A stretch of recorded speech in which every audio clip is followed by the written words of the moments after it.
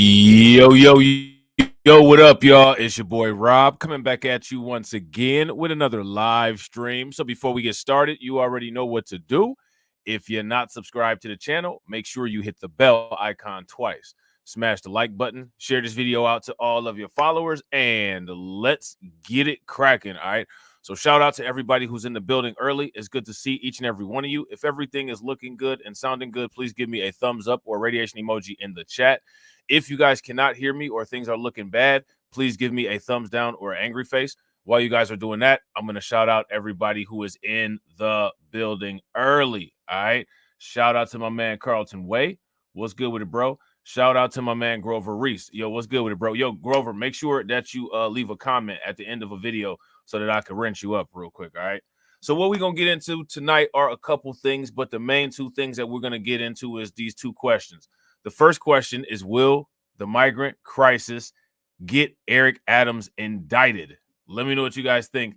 Second question is, will the migrant crisis get Trump elected? All right. And we're going to talk about some updates that are going on with some things in different places regarding the migrant crisis. All right. The first thing that we're going to talk about is what's going on in Wisconsin. All right. There was a Trinidad Aragua member, if I'm not mistaken, detained in Wisconsin. All right. So as we see, Trinidad Aragua is expanding quite rapidly throughout the United States. The Trinidad Aragua issue and the crimes associated with them are a pure result of the migrant crisis. If you guys would agree, give me a thumbs up. If you guys would disagree, give me a thumbs down. These are directly related to the mismanagement of the border by the Biden-Harris administration. All right. GOP Representative Derek Van Orden says his Wisconsin hometown is terrified after Venezuelan gang members' violent crime scourge. All right. A suspected member of the Venezuelan gang Trinidad Aragua was arrested for allegedly brutalizing a woman and her daughter in a tiny Wisconsin town. And hometown GOP Representative Derek Van Orden said it was only a matter of time before tragedy struck, thanks to the Biden-Harris administration's quote-unquote open border policies. Okay. Alejandro Jose Corno Zarate, who is 26, cuffed late last week, is accused of sexually and physically assaulting a woman under particularly brutal circumstances, holding the woman and her daughter against their will, and over the course of a period of time, sexually and physically assaulting them both. Prairie du Chien Police Chief Kyle Taynor said in a Monday press conference. All right, so that's really bad. You know what I'm saying? That's really bad. Alejandro Coronel Zarate, who is 26, cuffed last week, is accused of sexually and physically assaulting this woman under particularly brutal circumstances. These circumstances were so brutal, they didn't even give us a description. You know what I'm saying? The latest incident also resulted in the injury of the victim's minor child, police said. So he hurt the kid as well. All right. After initially saying Zarate was suspected of having an affiliation with Trinidad Aragua, the violent gang that's been wreaking havoc across the nation, police said Monday they are more confident now about Zarate's ties to the transnational gang based on their investigations. Now, let me ask you guys this question.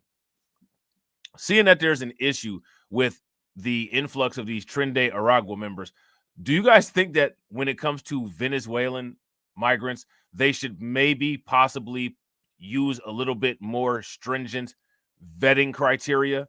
If you guys think that that wouldn't really be that bad of an idea, give me a thumbs up. If you guys think that that is a bad idea, then give me a thumbs down. Van Orden, who flipped the 3rd congressional district with his 2022 win, said his hometown of 5,500 people has been rocked by the news, but he registered little surprise. It's shocking, but not surprising, the former Navy SEAL told the Post Monday.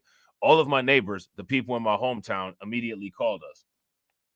Van Orden said that Coronel Zarate's arrest was a major issue at a campaign event he held an hour north of La Crosse over the weekend, since communities have been left terrified by these crimes. All right. And, you know, just on this channel, we can talk about multiple communities that have been ravaged by Trinidad Aragua crime.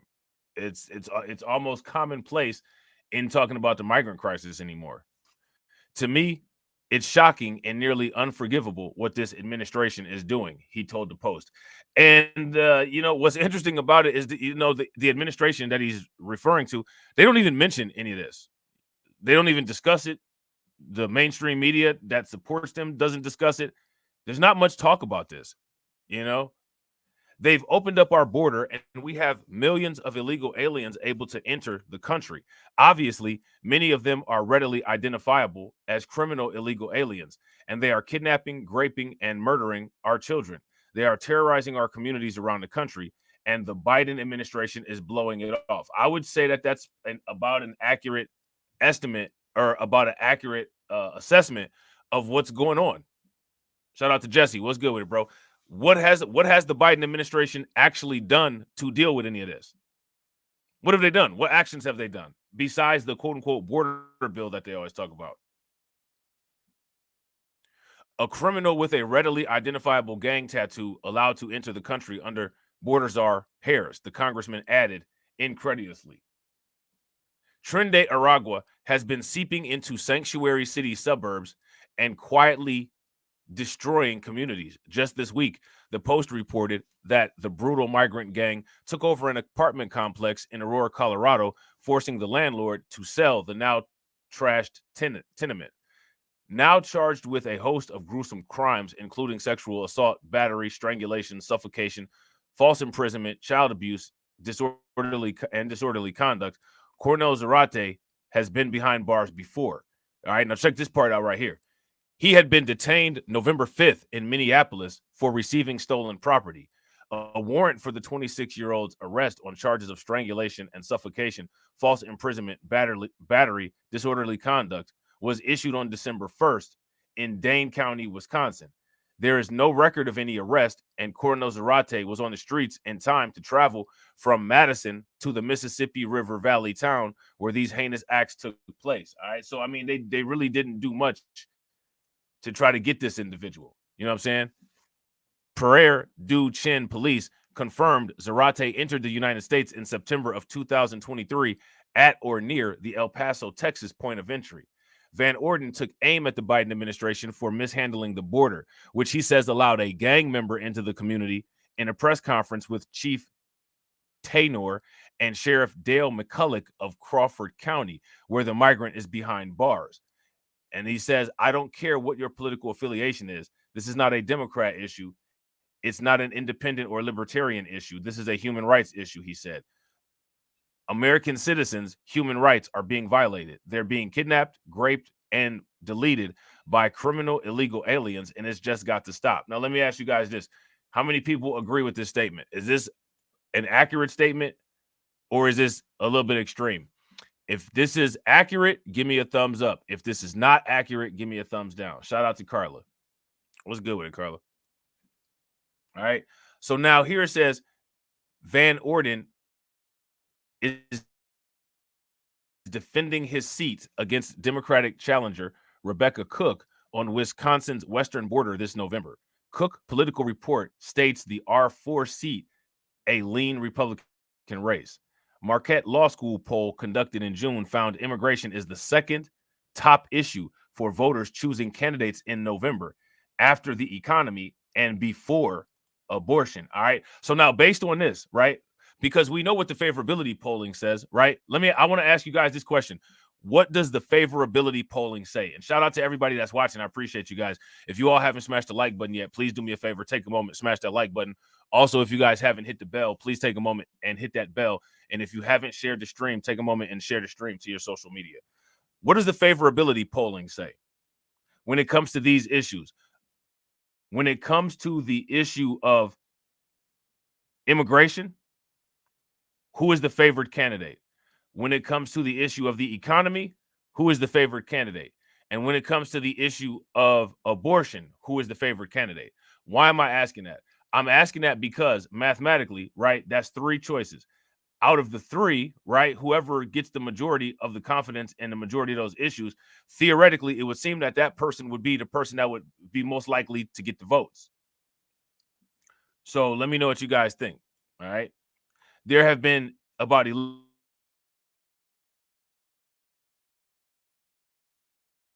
mil customs and border encounter and Harris administration took office. All right. So yeah, that's kind of bad. So now another place where members is Wisconsin. All right. So your boy Mayor Eric Adams is back in the news. You know what I'm saying? And he's not back in the news for anything good.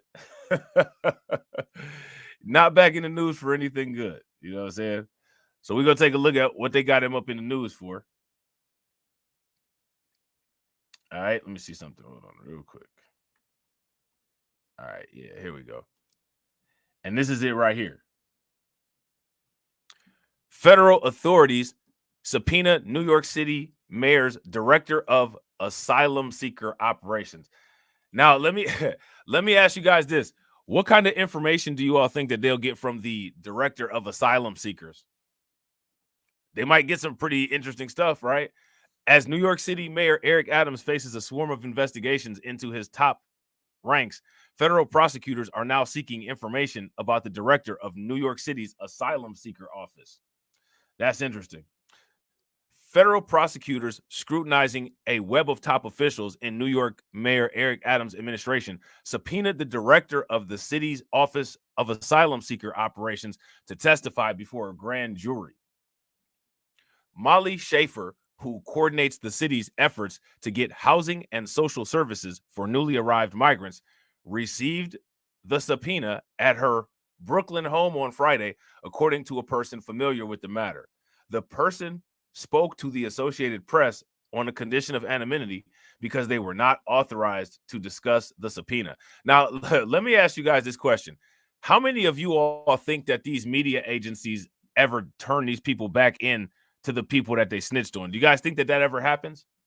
If you guys think that that happens, give me a thumbs up. If you guys don't think that it happens, give me a thumbs down. Authorities did not seize Schaefer's electronic devices, as they have done to several other of Adams' aides in recent weeks, but served her a subpoena requesting her presence in front of a federal grand jury in Manhattan, the person said. It was not immediately clear when the testimony would take place or how it could fit with the multiple ongoing federal law enforcement investigations swirling around Adams, a first-term Democrat and former police captain. Schaefer directed questions to the deputy mayor for communications, Fabian Levy, who declined to comment on the nature of the investigation. We expect all team members to fully comply with any ongoing inquiry, Levy wrote in a text message. Molly Schaefer is an integral part of our team and works hard every day to deliver for New Yorkers. Schaefer has not been accused of any wrongdoing. Federal prosecutors often use subpoenas to get testimony or records from people with information relevant to an investigation, not necessarily because they believe the person has committed a crime. A spokesperson for the U.S. Attorney's Office in Manhattan declined to comment. In her current role, Schaefer works closely with another top mayoral aide, Tim Pearson, a longtime confidant of Adams, who oversees contracts for new shelters built by the city to house asylum seekers. Now, that's kind of interesting, right? Because when it comes to a lot of that stuff, a lot of those were no bid contracts. Shout out to DC Precise. DC Precise says, "Yo, son, they coming for my head, son. I told them that I'll treat them right. I got the key to the city for them and everything, bro. Facts. It's looking bad. It's looking bad for Big E. You know what I'm saying?" So now here it says earlier this month, federal agents seized the phones of Pearson along with several other top deputies to the mayor, including New York City Police Commissioner, the school's chancellor, and two deputy mayors. The police commissioner, Edward Cabin, resigned last week. So you guys were aware of that. They kind of made a big deal out of that in the media, and it was kind of all over the place. Those seizures are believed to be related to probes overseen by Manhattan federal prosecutors examining, at least in part, whether the relatives of top-ranking Adams aides used their family connection for financial gain. Now, let me ask you guys this. How likely is it, do you think, that they'd be able to prove that?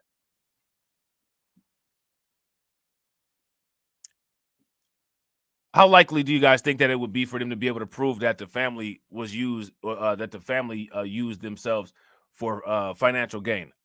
Remember what I said about when they start tying in financial stuff, they're doing that to be able to have a wider array of prosecutory tools to get the person that they want. You know what I'm saying?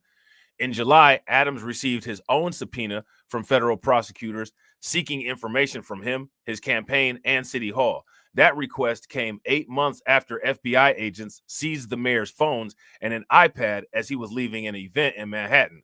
Those subpoenas requested information about the mayor's schedule, his overseas travel, and potential connections to the Turkish government, according to a person familiar with the matter who spoke on a condition of anonymity because they were not authorized to discuss the investigations.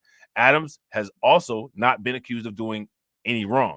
A separate federal probe led by U.S. Attorney Office in Brooklyn is believed to be focused on Adams' director of Asian Affairs, Winnie Greco. So like almost everybody around Eric Adams is under investigation.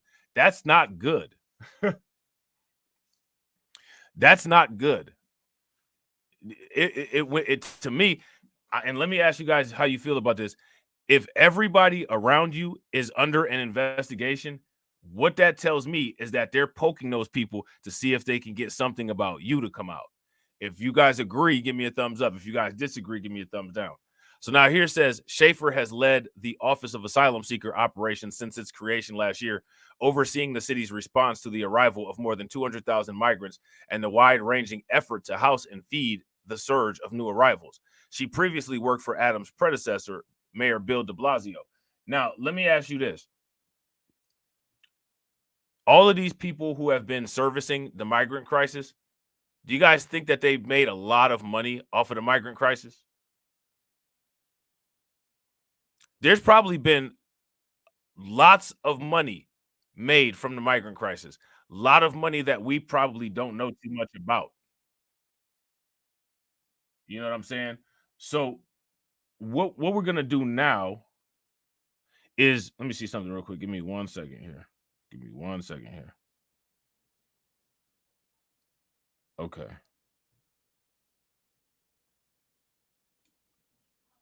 Okay.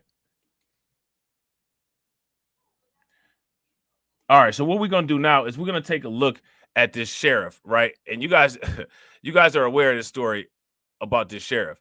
There's a sheriff in Ohio, not in the place where Springfield is, in a place called Portage County. And if you guys were here for the live stream this morning, we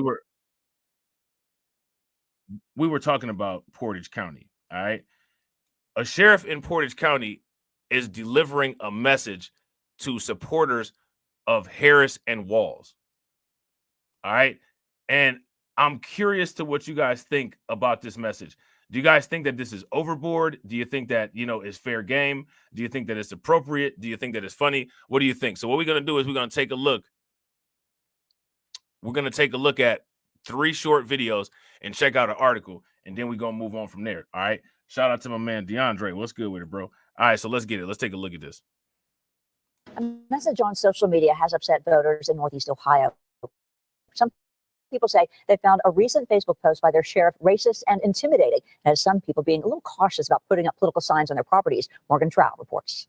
Why would I want to put something in my yard to be targeted for? Portage County voter David Lindvay says he won't be putting up his Kamala Harris for president sign anymore. Neither is Sheila Longmire. Saying that he wanted to know the address of everybody that's supporting her, that's crazy. That's scary. They both say that their county sheriff is trying to intimidate them. On September 14th, Portage County Sheriff Bruce Zukowski posted on both his personal and professional Facebook pages, saying, "When people ask me what's going to happen if the flip-flopping laughing hyena wins, I say write down all the addresses of the people who had signs in their yards." I should be able to vote for who I want to vote for without my safety being violated. Zukowski, a Republican running for re-election, continued in his viral post. "So when the illegal human locust, which she supports, need places to live, we already have the addresses of their new families who supported their arrival." Do I have to be fear of my life? Now, I want to ask you guys this. How do you all feel about this so far?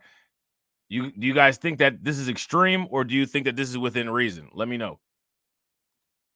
What you guys or what? I mean, it's kind of crazy because I'm a different color. We reached out to Zukowski and the sheriff's office, but didn't hear back. But county GOP chairperson Amanda Suffolk sat down. And here's another question too. How do you feel about what this lady said? This lady said, "I don't know how I feel about it because, quote unquote, I'm a different color." What do you guys think about that? My question for her would be different color than who? And what's the what? So different color from who? Because who are we talking about? She said, I don't know how I feel about it because I'm a different color. My question would be different color than what?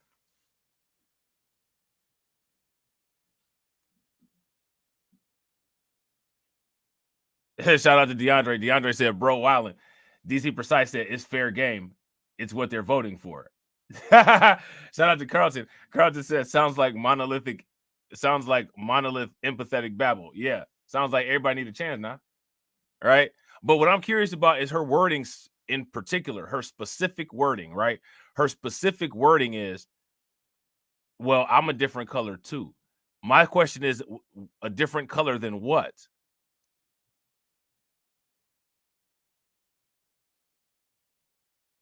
And what is, and it's not really known what color any given migrant will be, right? So the migrants can be of any color, right?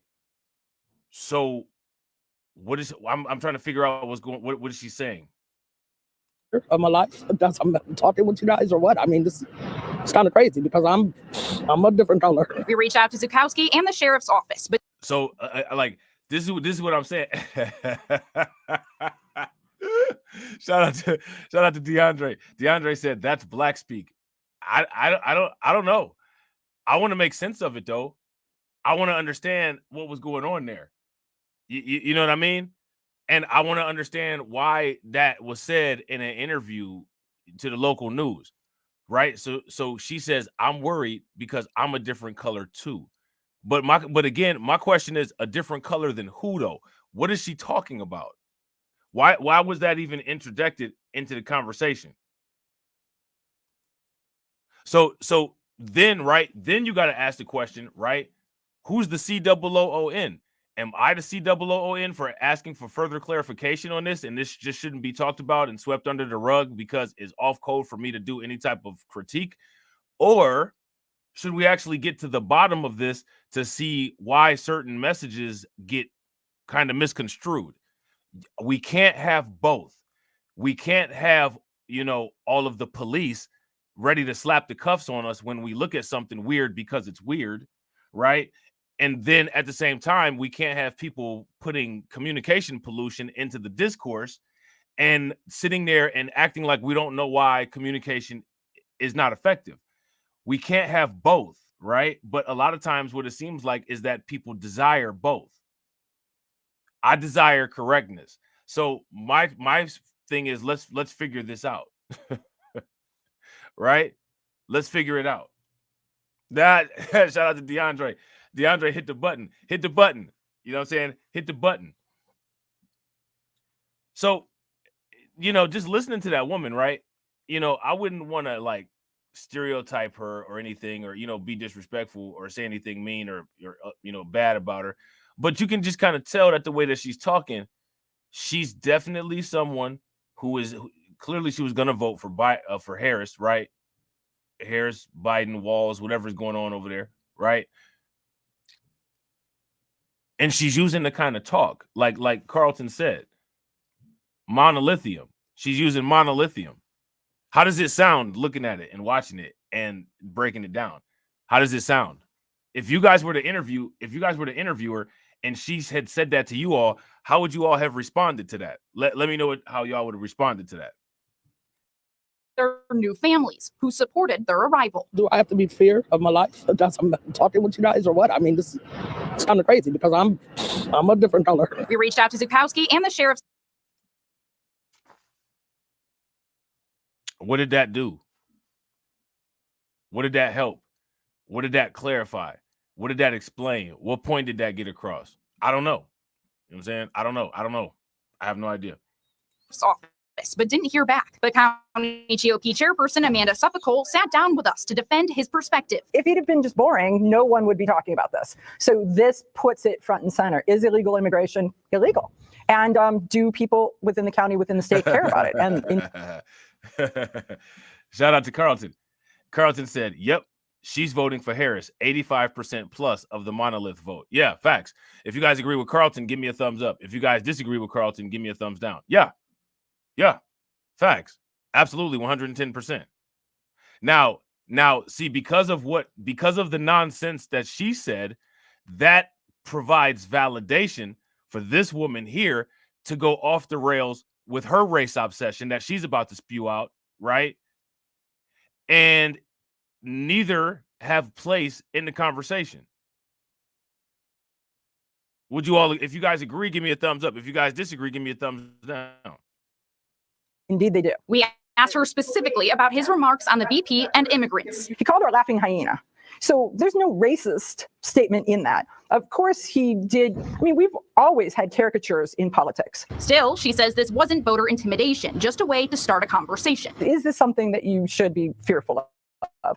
And no, he took artistic license, got some attention. Local officials on each side of the aisle are upset about this and Suffolk's response. According to Tony Badalamenti, a Republican county commissioner, there is nothing they can do to hold Zukowski accountable for spreading fear throughout the county. No commissioner has any authority over any other elected official in the county. However, he told us he's making a personal decision. He has resigned from his role on the GOP Central Committee, a position he worked at with Zukowski. When somebody says something that was just said on Facebook for everybody to be proud to see, that's very disturbing to the people in Portage County. This was the last straw that I just decided that I would walk away. Now, both Badalamenti and Lindbay are going to vote for the Democrat running against Zukowski, John Barber. Well, yeah, I'm not going to vote for somebody that violates my privacy.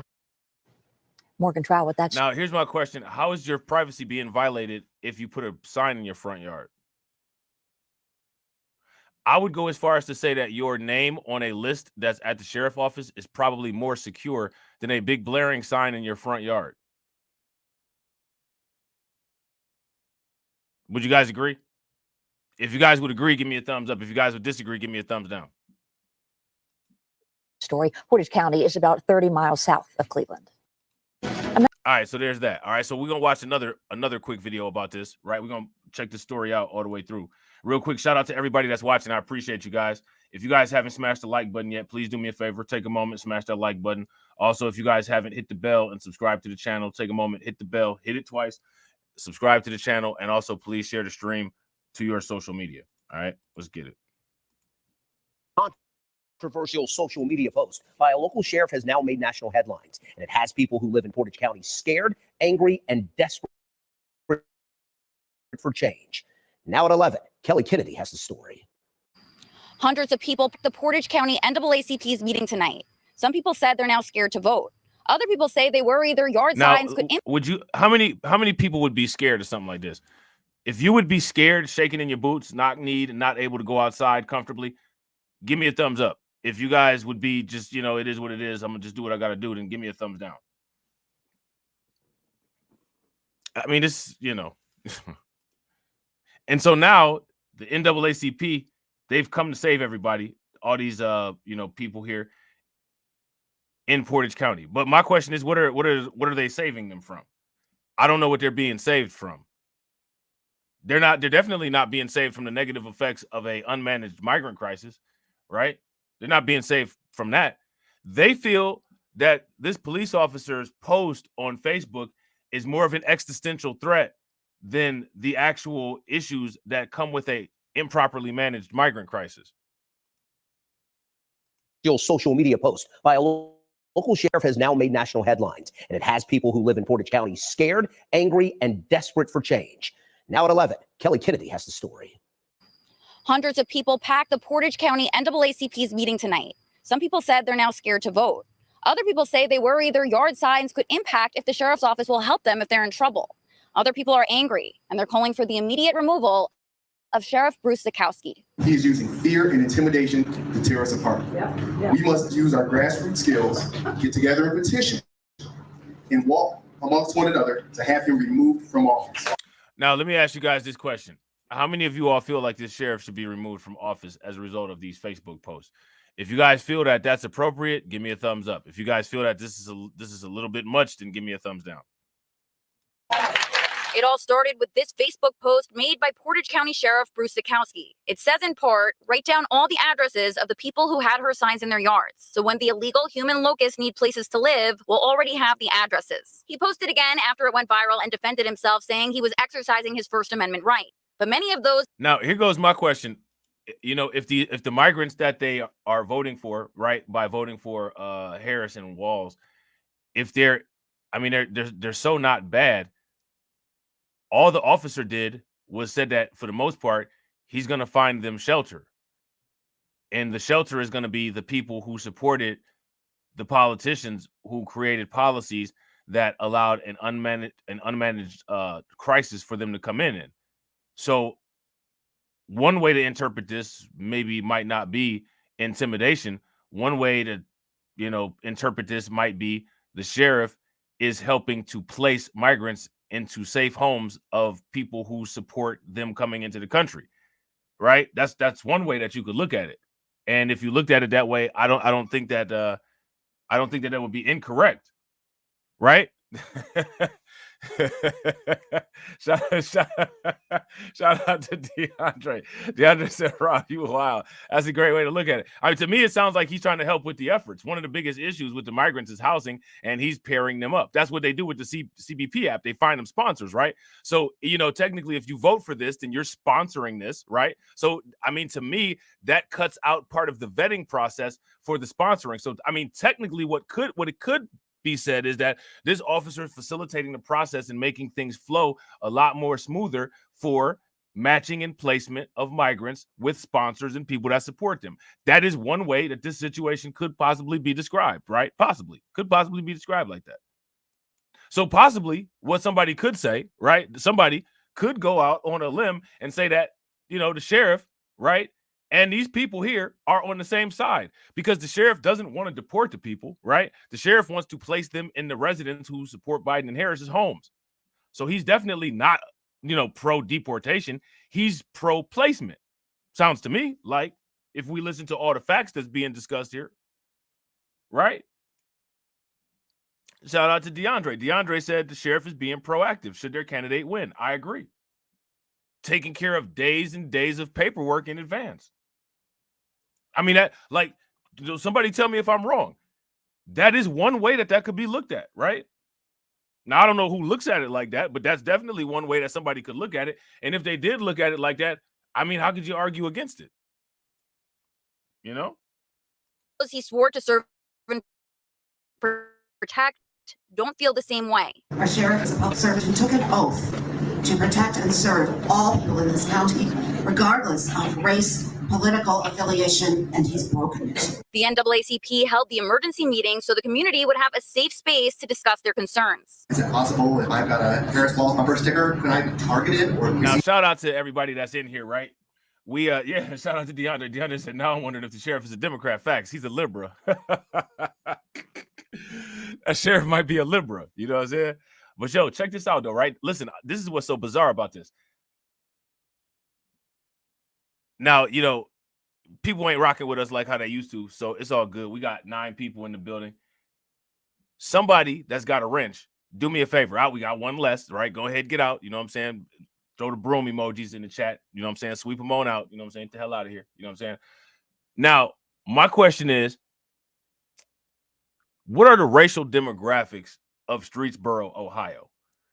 If one of the mods could, or anybody could put the racial demographics of Streetsboro, Ohio into the chat, I would greatly appreciate it. Once the racial demographics find their way into the chat, I will immediately stop and we will pick up here. And the reason why is because I just find it interesting.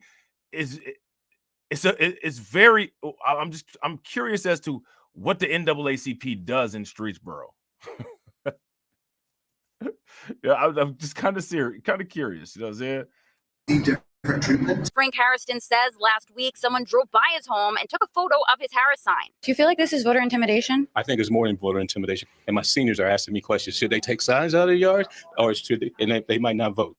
So was this voter intimidation? Experts with a nonpartisan campaign league Legal Center called the post irresponsible and said it could potentially violate state and federal law. Shout out to my man Carlton Wade. Throw some flames, some radiation emojis, some ducks in the chat for my man Carlton. Definitely appreciate you, bro. Carlton threw the demographics in the chat. The demographics are white, 85.5%. Black, African American, 8.2%. Two or more races, 4.06%. Asian, 2.24%. What's the NAACP doing there?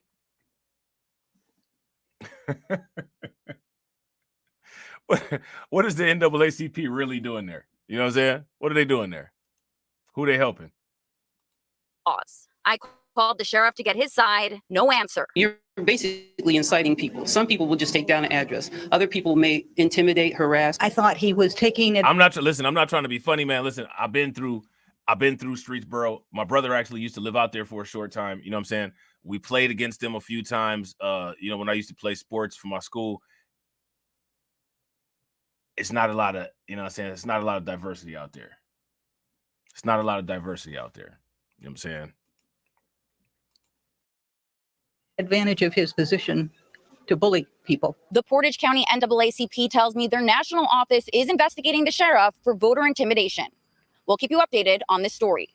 Reporting in Kent, I'm Kelly Kennedy, 19 News. All right. So do you all think that that's voter intimidation?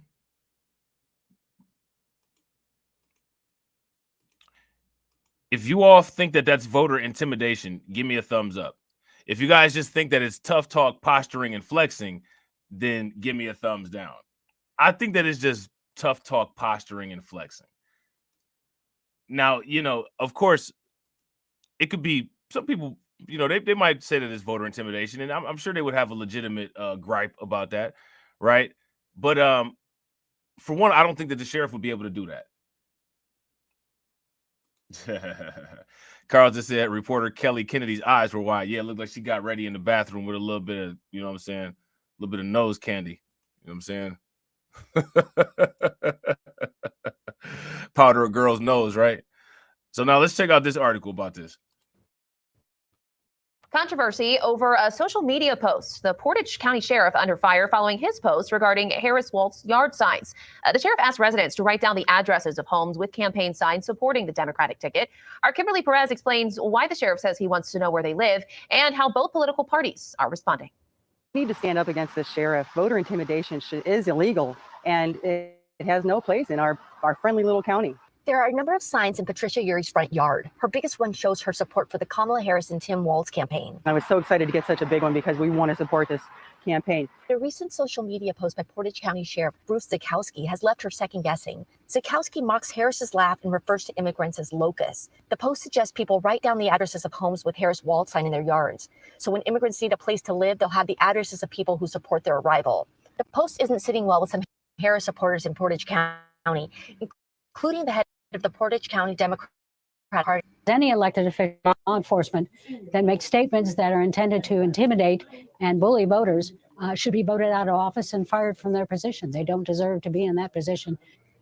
The sheriff isn't talking about the post, but he does have the support of the Portage County Republican Party. He and we are very concerned about illegal aliens and illegals in a variety of counties and in Portage County specifically. So maybe he took artistic license as he was trying to get a point across, and that point then got the attention that he was looking for. As for Urie, she's proud to make her voice heard and has no plans to take down her signs. And she's hoping others won't back down either. We feel it's time to stand up and make our voices heard. Kimberly Perez, Spectrum News. So there's that. All right. So then they got a little article about it in the Akron Beacon Journal. All right. We're going to take a look at that. This is hilarious. Hey, it's too little too late if you ask me. They should have been doing this in Springfield.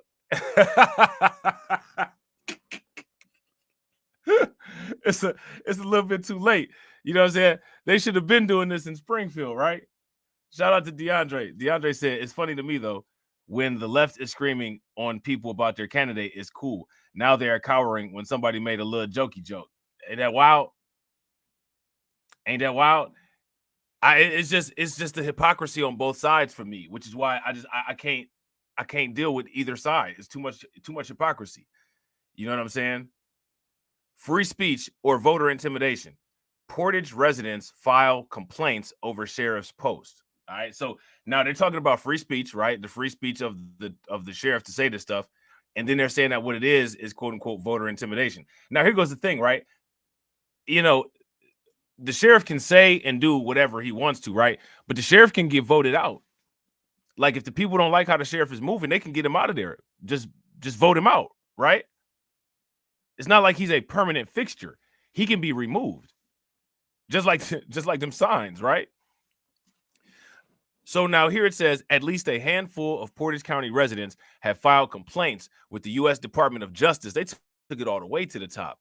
And local authorities over an inflammatory social media post last weekend by Sheriff Bruce Zukowski. Okay. Many more, however, have expressed unease for their safety after the post, which suggested residents began tracking the addresses of neighbors who have Kamala Harris campaign signs in their yard. And to be honest, I'm not going to lie to you. To be honest, I wouldn't be surprised if people already track people like that. I wouldn't be surprised if people already track people like that. And another thing that I wouldn't be surprised about is I wouldn't be surprised if this sheriff did this to try to get himself an appearance on Fox News. I wouldn't be surprised. This is like a stunt. You know what I'm saying? Many more, however, have expressed unease for their safety after the post, which suggested residents began tracking the addresses of neighbors who have Kamala Harris campaign signs in their yard. If Harris wins in November, Zukowski wrote, her supporters should open up their homes to undocumented immigrants, whom he referred to as locusts. All right. That's wild. Zukowski, a Republican who is up for re-election in November. So, yeah, I mean, you know, if it's really that deep, they can get him out of the office, right? They can get him out of there. Did not make any overt threats in the post, but some residents said they felt unnerved by the idea of residents being put on a list because of their political beliefs. Now, here's the thing that's interesting, right? Like, the Democratic Party is the party of, like, literally putting people on lists and national security and, you know, big government and all that. It's kind of nonsensical, right? It's kind of nonsensical. Kent resident Bob Springer said he filed a complaint with the Federal Department of Justice. Collecting addresses of people from the opposing party is voter intimidation, said Springer, a former writer and editor with the Beacon Journal. That sort of doxing, sanctioned by a gun-toting man with a badge, is downright scary, Springer wrote in his complaint. I don't know if this guy is aware of this or not, but a lot of this stuff they can just look up in the computer. You know what I mean? Like, a lot of this stuff, they can just look this stuff up in the computer. Zukowski did not respond to a text message Monday seeking comment. However, in a post Tuesday afternoon on his Facebook page, he defended his original post. As the chief law enforcement officer of Portage County, I have sworn to protect all citizens of my county, he wrote. Recently, I placed a post on my personal Facebook page that may have been a little misrepresented. I don't think it was misrepresented. I think he put it out there for people to interpret it how they interpret it and to respond how they respond. I don't think anything was misinterpreted. So now this is him trying to walk it back, right? Because the room got hot. I, as the elected sheriff, do have a First Amendment right, as do all citizens. If the citizens of Portage County want to elect an individual who has supported open borders, which I've personally visited twice, I neglected to enforce the laws of our country, then that is their prerogative. With their elections, there are consequences. I mean, you know, I wouldn't disagree with that. But now here's the thing. He's not the person that is supposed to be, quote unquote, carrying those consequences out. Those consequences will be felt, you know, economically. You know, people will be locked out of resources and different things like that. The sheriff doesn't really have any type of jurisdiction to implement any type of punishment or consequence per se on issues related to immigration. That's not in their jurisdiction, you know, not in Ohio, at least. You know, maybe in Texas, things might be a little bit different like that, but not here in Ohio, right? So now here it says, expert says post very well could be voter intimidation. Jonathan Diaz with the Nonpartisan Campaign Legal Center said the post from the sheriff was at bare minimum irresponsible and very well could be voter intimidation. And this is a very wide range. So basically he just said yes, no. You know, voter intimidation isn't just trying to stop someone from voting at a polling place, he said. U.S. laws protecting voters during federal elections are rooted in armed militias and the KKK who harassed people before elections or burning crosses in their yards, efforts aimed at making them too scared or intimidated to cast a ballot. I wouldn't say that the KKK did that to just quote unquote people. The KKK targeted and did that to a specific group of people, not just people. Those people in Streetsboro, 85% of them wouldn't have had anything to worry about, you know what I'm saying, the KKK, unless they had some mixed kids or a mixed or a you know, opposite different race spouse, right? Would you guys agree? If you guys would agree, give me a thumbs up. If you guys would disagree, give me a thumbs down. It's troubling when anyone makes a post like that, he said, but the words carry extra weight coming from a law enforcement officer. People listen to their elected leaders when they say things that are going in on their communities, he said. Community members this weekend had already started following the sheriff's lead, posting a few addresses of people with Kamala Harris signs under the sheriff's post, calling for them to do so. Yet most appeared opposed. By Monday, 682 people had reacted with an angry emoji face to the post. 234 gave it a thumbs up and 68 loved it. Kent resident PJ Herrera was among those rattled by the sheriff's post. He's a top law enforcement official in Portage County. He's supposed to be upholding the law, Herrera said. What that statement was on Facebook was intended for oppression, intimidation, and suppression of free speech. I would like to turn to law enforcement, but what happens when law enforcement is the ones making those threats? I don't know where you've been at, my dude, but it's always law enforcement making those threats. You know what I'm saying? How many, if you guys would agree, give me a thumbs up. If you guys would disagree, give me a thumbs down. I don't know where this dude has been, but it's always law enforcement making those threats and moving like that. Right? Portage County GOP backs the sheriff. Of course they would. Portage County Republican Party Monday stood by Zukowski, saying it also opposes quote unquote illegal immigration. I believe the sheriff's statement is a bit of artistic licensing, getting towards the principal belief that elections have consequences, Chairwoman Amanda Sofcool said in a statement that also alluded to debunked allegations that have led to numerous bomb threats, school closures, and community unrest in Springfield, Ohio, which is about 180 miles southwest. Now, we listened to what this lady said, and I didn't hear any allusion to debunked allegations. Did you? I didn't hear her refer to any debunked allegations. So I don't know where they got that from, but that's what they're saying. Donald J. Trump and his running mate, Ohio Senator J.D. Vance, have repeatedly insisted that Haitian immigrants in Springfield are eating dogs and cats of their own neighbors. And again, as we know, there's not been any evidence of this presented, yet and still Trump and J.D. Vance and other people, influential people all over the place, continue to irresponsibly propagate misinformation because they don't have the intelligence to be able to articulate and communicate the actual issues in a intelligible way. You know what I'm saying? That is the only reason why somebody would spread simplistic misinformation. Springfield city manager, Ohio GOP Governor Mike DeWine, and the woman who first posted the false rumor on social media have all said the assertion was untrue. And again, I don't know why. I think most people are aware that the assertion is untrue, but in listening to that lady from Streetsboro, I didn't hear her refer to that assertion. So I don't know why they're saying that here. But Trump and Vance continue to repeat the claims, even though some immigrants in the small city are now scared to leave their homes. And yeah, this is true. Despite the fact that not only are Trump and Vance continuing to repeat the claims, but they're also justifying the exaggerations. So that's even worse, if you ask me. It's already bad that you're spreading misinformation. Then on top of it, to try to justify the spread of misinformation, that's just crazy work. Like they need to sit down and take a 20-second time out and regroup. You know what I'm saying? Sofcool, echoing the Trump and Vance narrative, said Monday that Springfield is an example of what can happen to each and every community when and if they are overrun with people who do not understand our laws and share our customs. If you ask me, that's not echoing Trump and Vance's narrative. Trump and Vance's narrative is specifically they're eating the dogs, they're eating the cats. What she's saying is that if there's a large influx of people who have a different culture than the people who are already there, it could create a wide array of different management problems. That's what she's saying.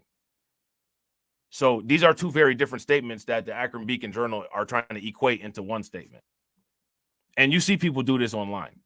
This is what's called trying to push a narrative. You know what I'm saying? And this is one of the reasons why a lot of problems don't get solved, because of intellectual dishonesty like this. The Akron Beacon Journal in this instance is being dishonest in their representation of what that woman said.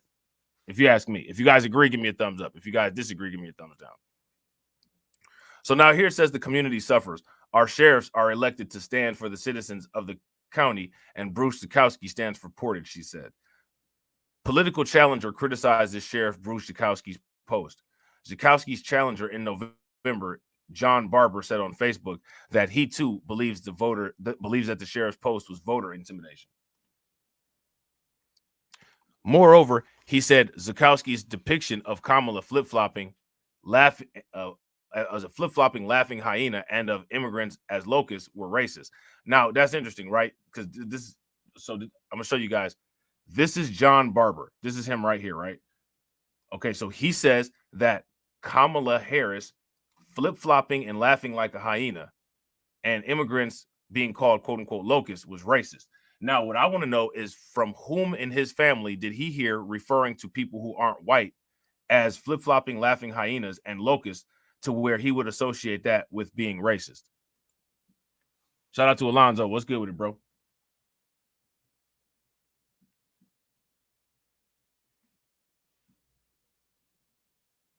What do you guys think? I think that's kind of. I think that's kind of strange. I think that's kind of interesting. Let me ask you guys this. Most of us are aware of most of the racial slurs, right? Has a flip-flopping laughing hyena ever been a racial slur? That's my question for you guys. Shout out to DC Precise. He said he get it from his mama. I'm just trying to figure out where he got this from. Shout out to DeAndre. DeAndre says anything you say negative about Queen Mother Harris is racist. Now here go my question. If Kamala Harris is what do they call that? Intersectional, right? I don't know how you I don't know how if you check off every box, it would kind of be difficult to quote unquote use quote unquote racial attacks on an individual like that, right? Because you would qualify for everything, but then you wouldn't qualify for anything. Because somebody could call you the N-word and she'd just be like, I'm not black. Somebody could call her, an Asian slur, and then she'd be like, I'm not Asian. Somebody could be misogynistic to her and say something to her about being a woman, and she could just say, well, according to Justice Ketanji Brown Jackson, I don't know what a woman is. So, I mean, she could just kind of like slide out of everything. She could just kind of slide out of the way. But then at the same time, though, she could harp on everything at the same time, too, though. But what I'm trying to figure out is who this white dude heard say this, or what barbecue did he go to where they told him that this was racist right here. I'm just curious. I'm always curious. You know what I'm saying? I'm always curious when people who don't face racism attempt to be the racism police and try to say what is versus what isn't racism. Because I think that that's one of the issues that we have as far as getting certain things that we need to, is that the people who manage racism and benefit from racism are the ones who try to maintain control of the shifting definitions of what it is. So I'm just curious what it is. You know what I'm saying? Yeah, shout out to Carlton. Carlton said she's everything. Yeah, she's every woman, or whatever a woman is, right? So Now here it says on Monday, Barber was inundated with requests for interviews and citizens visiting his home in Kent to pick up yard signs supporting him. Ohio sheriffs take an oath to protect everyone they serve, says Barber, who works as a Stark County Sheriff's sergeant. Now it's like you are deciding who you are going to protect and who you aren't if they're not like-minded, Barber said. Now, I don't know if Barber is aware of this, but there's kind of a long history of this in the United States. Right? There's kind of a long history of this in the United States. Would you guys, does anybody want to give any examples of a long history of this type of thing going on? So like, 2024's election issues are not indicative of this being a new phenomenon. Shout out to DJ Elmo. What's good with you, bro? But it's just interesting how they talk about it like it is, though. Because this is, there's plenty of cases where this stuff has been going on all year. And, as it relates to a political issue, now it's safe to bring it up to the forefront and talk about it. You know what I'm saying? I certainly hope the sheriff's office isn't looking up voter registration before he offers to send people out. But people have a right to wonder about that, he said. Kent resident calls for state investigation into the sheriff's Facebook post. Kent resident Christopher Clivenger filed a complaint with Ohio Secretary of State Frank LaRose, accusing Zukowski of enabling the intimidation of voters and empowering his followers to then dox those Democrats. How many complaints were filed with LaRose is unclear. Neither his office nor that of Attorney General Dave Yost returned messages on Monday. Clivenger says he also filed complaints with Kent Police and Portage County Prosecutor's Office over the sheriff's social media posts. Clivenger, vice chair of the Portage County Democratic Party, said he filed the complaints as a citizen, not on behalf of the party. Okay. Voters are protected from intimidation at the state and federal level, Clivenger said in his complaints. I urge you to investigate this matter immediately, as it appears to be clear violation of the law. It remains unclear if the sheriff's post violates laws aimed at protecting voters from undue influence. There might be a firmer case if Zukowski made the post after early voting started in Ohio, which is October 8th, Diaz of the Nonpartisan Campaign Legal Center said. So now they're asking the question about free speech. But most, even those opposed to what Zukowski wrote on Facebook, acknowledged that the sheriff has a constitutional right to free speech. Eugene Volach, a retired UCLA law professor who specializes in First Amendment law, said Monday almost all free speech is protected under U.S. law. A rare exception is a person who falsely shouts fire in a crowded theater, causing an immediate panic. Another exception, he said, is someone who aims to incite immediate violence. Now, here's the thing, right? These two loopholes are what, if they have a lawyer who's good enough, those two loopholes are what could be used to say, yeah, this dude was intimidating voters. If you guys would agree, give me a thumbs up. If you guys would disagree, give me a thumbs down. Those two loopholes, if they got a lawyer that's talented enough, the lawyer will be able to get them on those. They'll be able to open those up as a can of worms.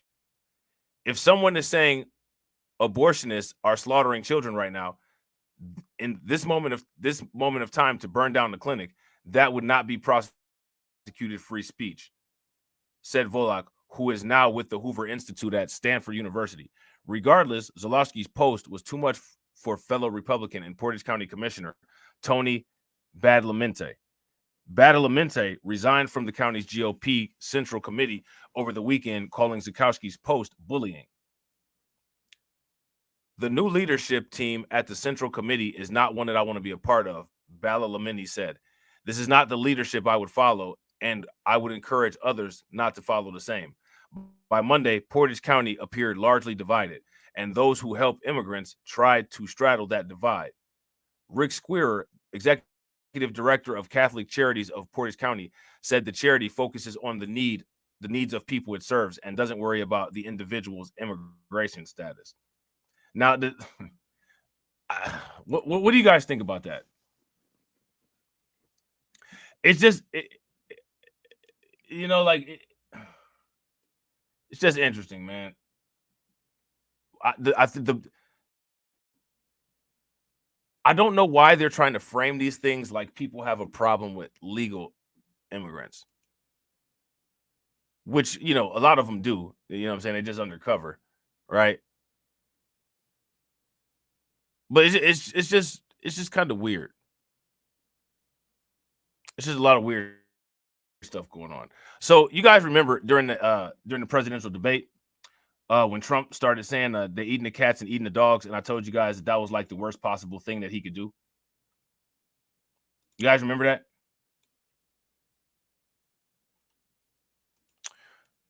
The Hill came out with this article, and they're basically substantiating everything that I said. And yet, there's still people that think that spread of misinformation is an effective strategy. I just, after seeing this evidence, I don't know how people could still think that, but you know, people think that it is. You know what I'm saying? Let me see. Hold on. I'm trying to find something real quick.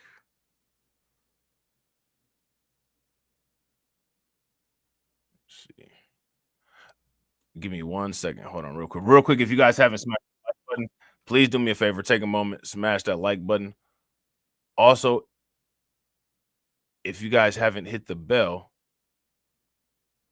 please take a moment, hit that bell,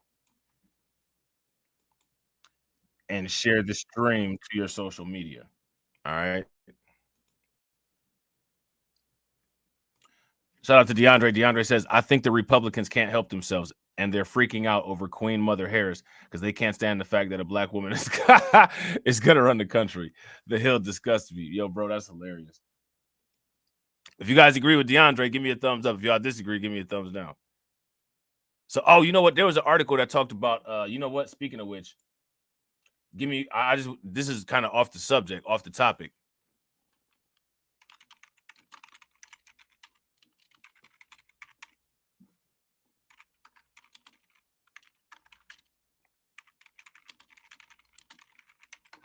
All right, so let me see.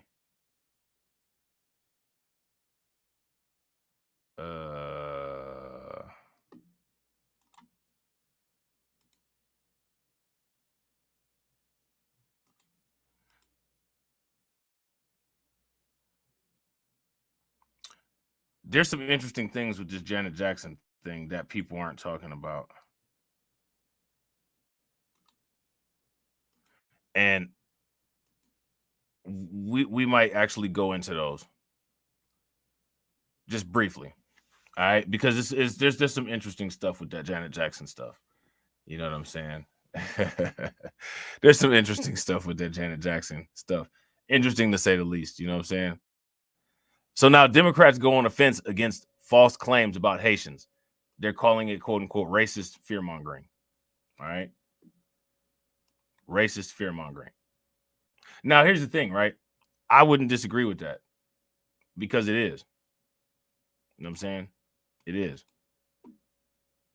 I want to move over to Ohio, and the fallout is continuing after a series of false claims from former President Trump's campaign and President Trump himself that Haitian migrants are eating pets in Springfield, Ohio. The city has received at least 30 bomb threats since the debate last week when he made those claims. And Republican Congressman Mike Turner, who represents the city in Congress, said the comments are tearing the community apart. And now Ohio Governor Mike DeWine is out with a new op-ed calling out the baseless claims. Kate, what is Mike DeWine saying?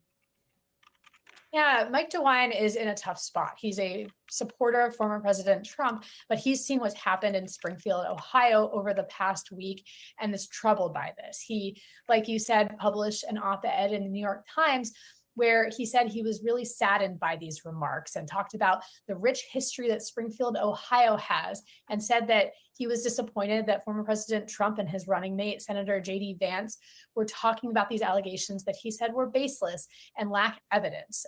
We're overall seeing, what's happening in Springfield, Ohio has really struck a nerve with the community. And for Governor DeWine to write an op-ed like this so close to the election really, I think, shows how important this is and how much this struck a nerve, particularly in Ohio, when people are seeing these bomb threats and all of the safety issues. So I don't know if you guys paid attention there, but there's a developing beef between JD Vance. You don't have any audio? If you guys can hear, okay, give me a thumbs up. If you guys can't, give me a thumbs down. Who can hear, who can't? DeAndre, you can hear. Yeah, Carl, it might be a device. So there's an issue between J.D. Vance and an issue between Mike DeWine. If you ask me, I think this issue goes back to Mike DeWine running against Trump back in 2016. So I want to move over to Ohio, and the fallout is continuing after a series of false claims from former President Trump's campaign and President Trump himself that Haitian migrants are eating pets in Springfield, Ohio. The city has received at least 30 bomb threats since the debate last week when he made those claims. And Republican Congressman Mike Turner, who represents the city in Congress, said the comments are tearing the community apart. And now Ohio Governor Mike DeWine is out with a new op-ed calling out the baseless claims. Kate, what is Mike DeWine saying? Yeah, Mike DeWine is in a tough spot. He's a supporter of former President Trump, but he's seen what's happened in Springfield, Ohio over the past week and is troubled by this. He, like you said, published an op-ed in the New York Times where he said he was really saddened by these remarks and talked about the rich history that Springfield, Ohio has, and said that he was disappointed that former President Trump and his running mate, Senator J.D. Vance, were talking about these allegations that he said were baseless and lack evidence. We're overall seeing, what's happening in Springfield, Ohio has really struck a nerve with the community. And for Governor DeWine to write an op-ed like this so close to the election really, I think, shows how important this is and how much this struck a nerve, particularly in Ohio, when people are seeing these bomb threats and all of the safety issues that have come with a single comment from a presidential debate. I think that's interesting. I think that's interesting. So now here it says House Democrats have launched an aggressive campaign to push back against false claims from some top Republicans that Haitian immigrants in Springfield are eating their neighbors' pets.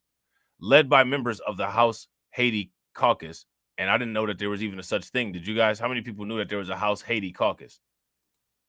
The Democrats are warning that the false narrative from the GOP accusers, most notably former President Trump and his running mate, Senator J.D. Vance, has made Haitian immigrants the target of bigoted aggression and violent threats in Springfield and beyond. Lawmakers are pushing a resolution condemning racism towards Haitians, specifically, while urging Republicans to drop their bogus claims amid heightened concerns from some, even within the GOP, that the narrative is damaging community relationships in Springfield and other immigrant-heavy areas around the country. They have chosen to spew, quote-unquote, racist and xenophobic lies as a political tool and weaponize rhetoric to place innocent families in harm's way. Republican Yvette Clarke, one of the three co-chairs of the Haiti Caucus, told reporters outside of the Capitol Friday. Representative Steve, I wonder, let me ask you guys, we gotta ask this question, man. I wonder if the Haiti Caucus operates like the Congressional Black Caucus.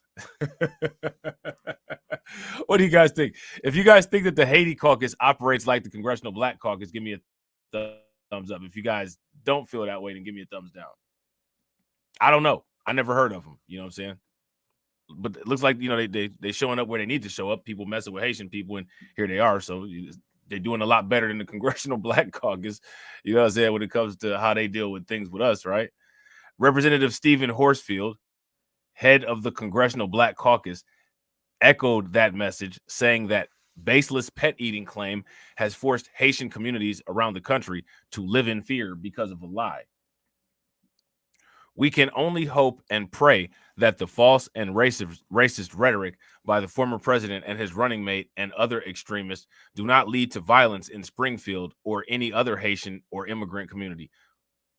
Horsford said, "Enough is enough. The racist fear-mongering must stop, and it must stop now." The rumors swirling around Springfield's Haitian immigrant population were reportedly initiated by a neo-Nazi group that had marched in the city in August, but they reached a national stage on September 9th when Vance, Ohio's junior senator, posted a message on social media claiming that Springfield residents have had their pets abducted and eaten by people who shouldn't be in this country. And that's just wild.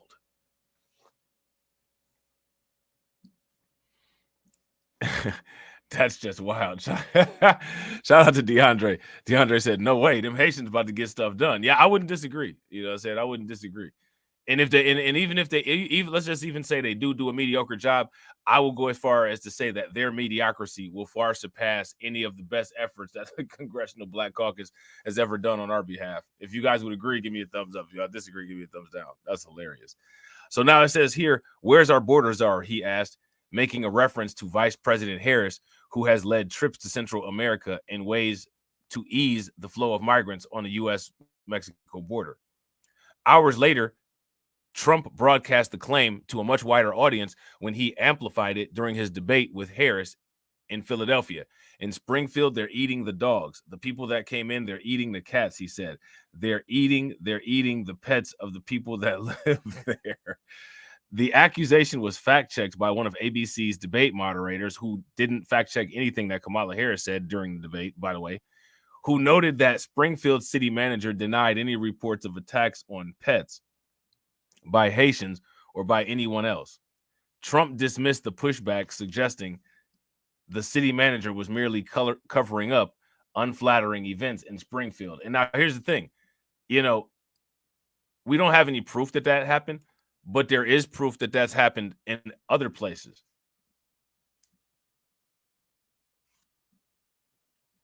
Yeah, look at this. Shout out to DeAndre.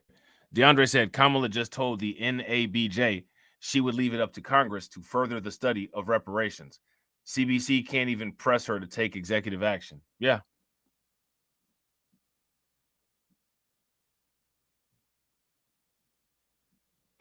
Why now? Let me ask you guys this question. Why do you think that she's going about that in that way? Shout out to everybody that's watching. I appreciate you guys.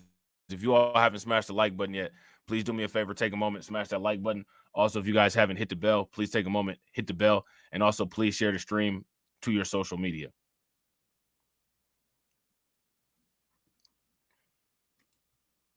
So now here says the people on television say my dog was taken and used for food, Trump responded.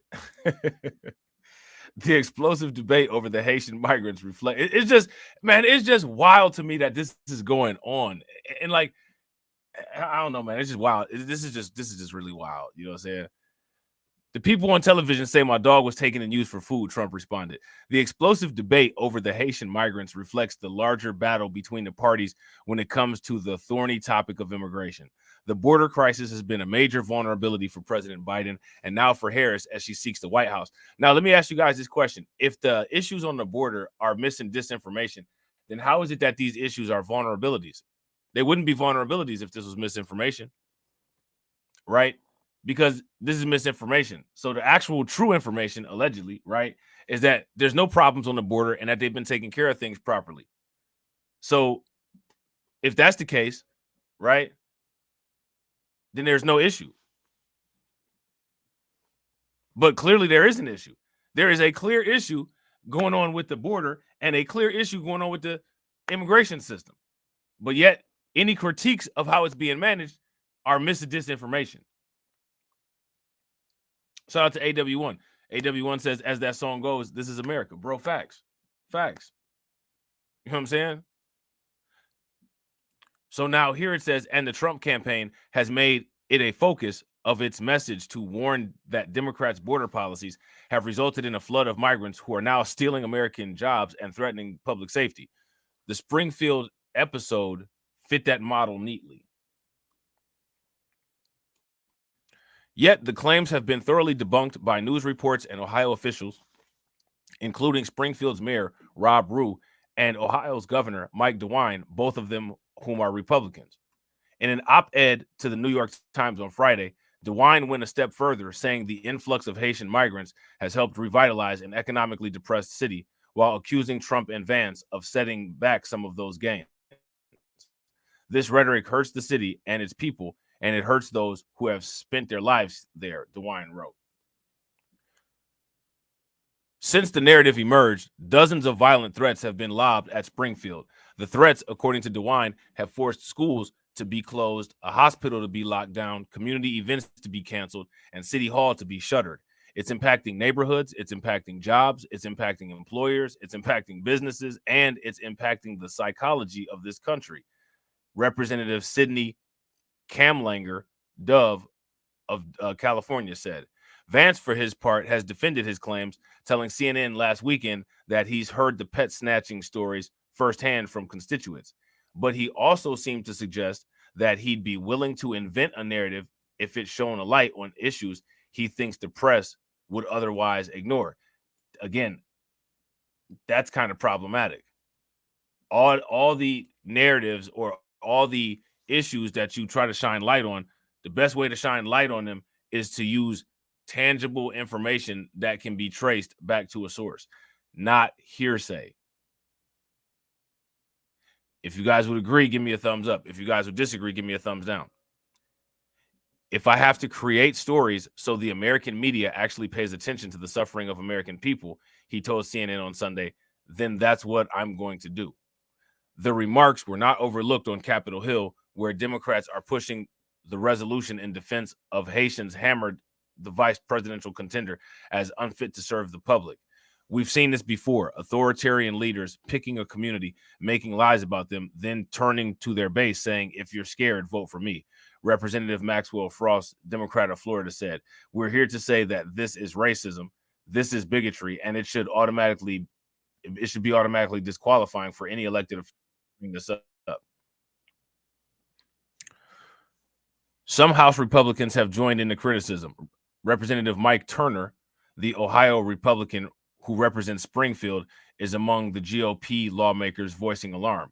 This certainly is incredibly tragic and completely untrue, Turner said Thursday in an interview with CNN's Jake Tapper. And this should not have happened. It's been tearing the community apart. Turner added that he thinks the episode is over and that Trump and Vance have, quote unquote, moved on. So now it's interesting how just, quote unquote, move on. Just to move on is how things are supposed to be dealt with.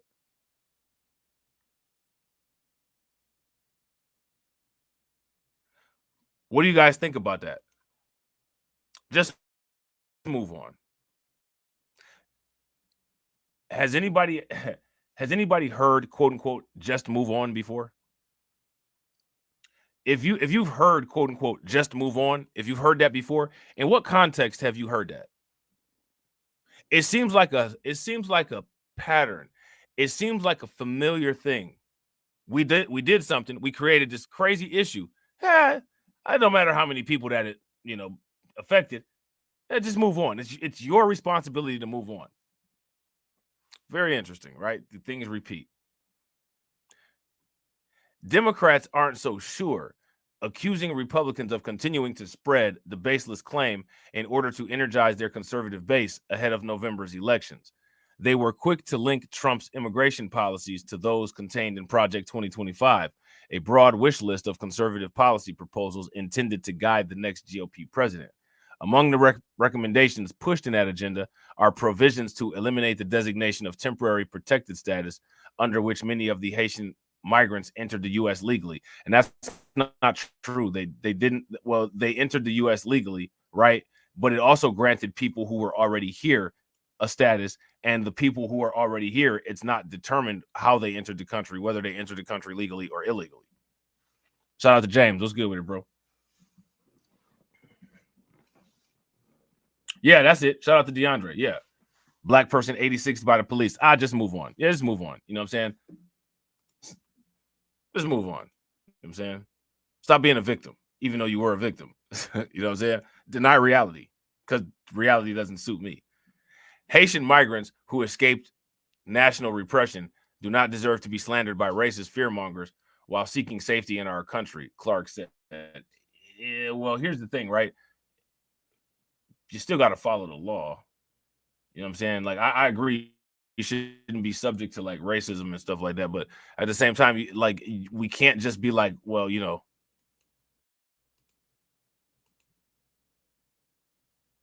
just do whatever you want. So let's take a look at this. So the cat, right? The cat that was at the beginning of these conspiracy theories, right? You guys remember that? The cat that allegedly was missing, at the beginning of the conspiracy theory that had a unknown source. Believe it or not, they're saying that it's been found. Okay? They found the cat, which means that it didn't get eaten.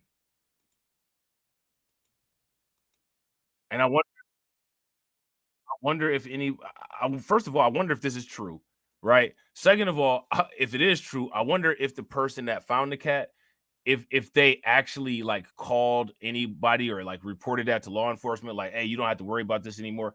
I wonder if they did any of that.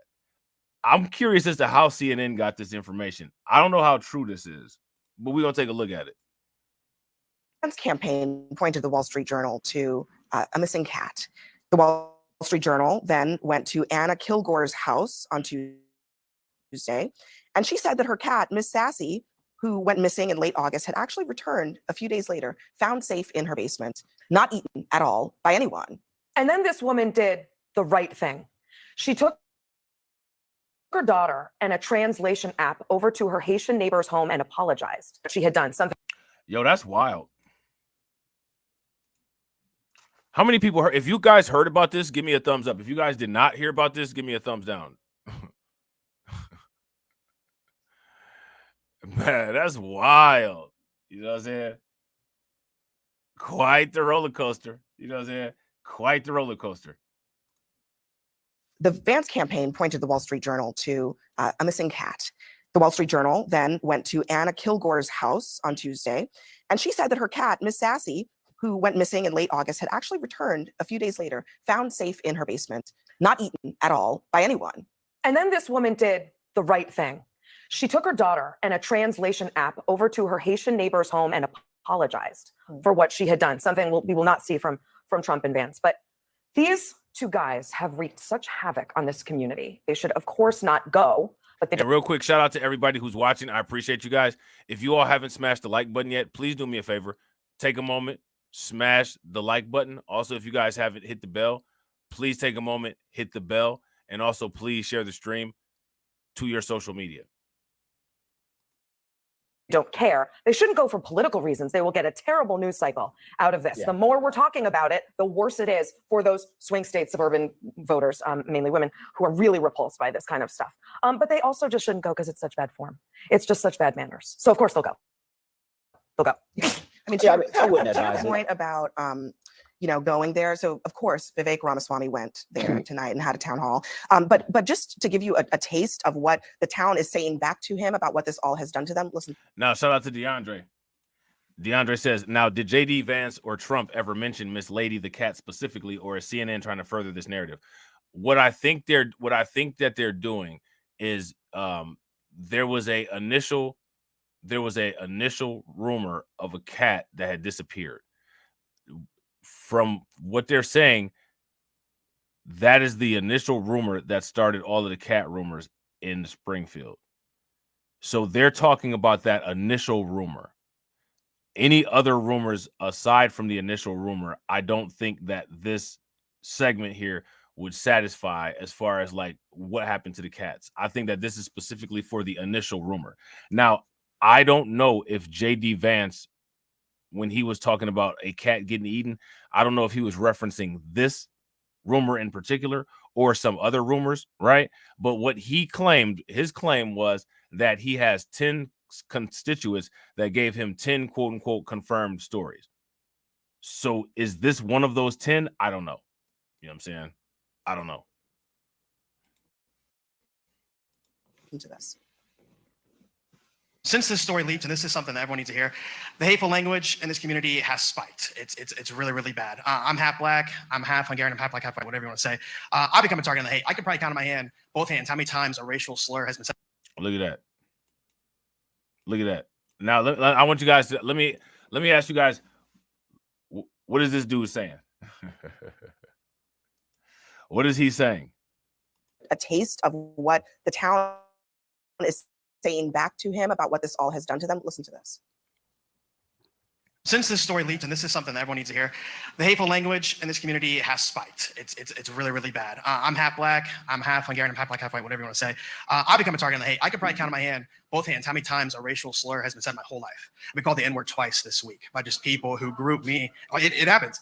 Even though my skin may be lighter, I think people just group us together. There's horror stories of people who are darker skinned that have been chased down by people who are white, saying, get out of this country, friends of mine, friends of friends, and say, like, get out of here, you're Haitian, we don't want you here, even with a 6-month-old baby at a grocery store. So regardless, I find it shameful and I find it inappropriate whether I'm Haitian or American. He's lived in Springfield his whole. What do you guys think about that? What do you guys think about that little testimony there? Shout out to DeAndre. DeAndre says, so CNN is attaching to this to solidify the lie, basically, because he was never specific to any one cat that I know of. Yeah, and he even mentioned a number. You know, he said there was 10 specific incidents that his constituents told him about. So out of that 10, you know, I can't say what was what, right? And I'm pretty sure CNN is not able to either. But they're, like you say, they're attaching. So again, what this is how people got to pay very close attention to what the media does. And most people aren't really, you know, they're not that detail oriented. Shout out to you for picking up on that. You know what I'm saying? Whole life. Yeah, but there's also, I mean, a lot of people live in Springfield who do want them to come, and the response was, who do want who to come? Trump and Vance? Yeah, there are people. I mean, Trump Vance is the senator who won Springfield. But I mean, can you respond to what he just said there? You want to claim that this is broadly about immigration. He is saying this is about hate, and he is a victim of hate that was ginned up by a lie, a bald-faced lie. Well, the police report wasn't a lie. The accusation was, and it manifested. There was a lot of people on social media. The police report and the accusation, by the way, first of all, we don't know if they're the same thing, but it also was investigated and they found no evidence. It's a lie. But it's not a lie. All due respect, we don't have to sanitize it. No, seriously though, because the reality is there are Black and brown people in that community right now who are less safe.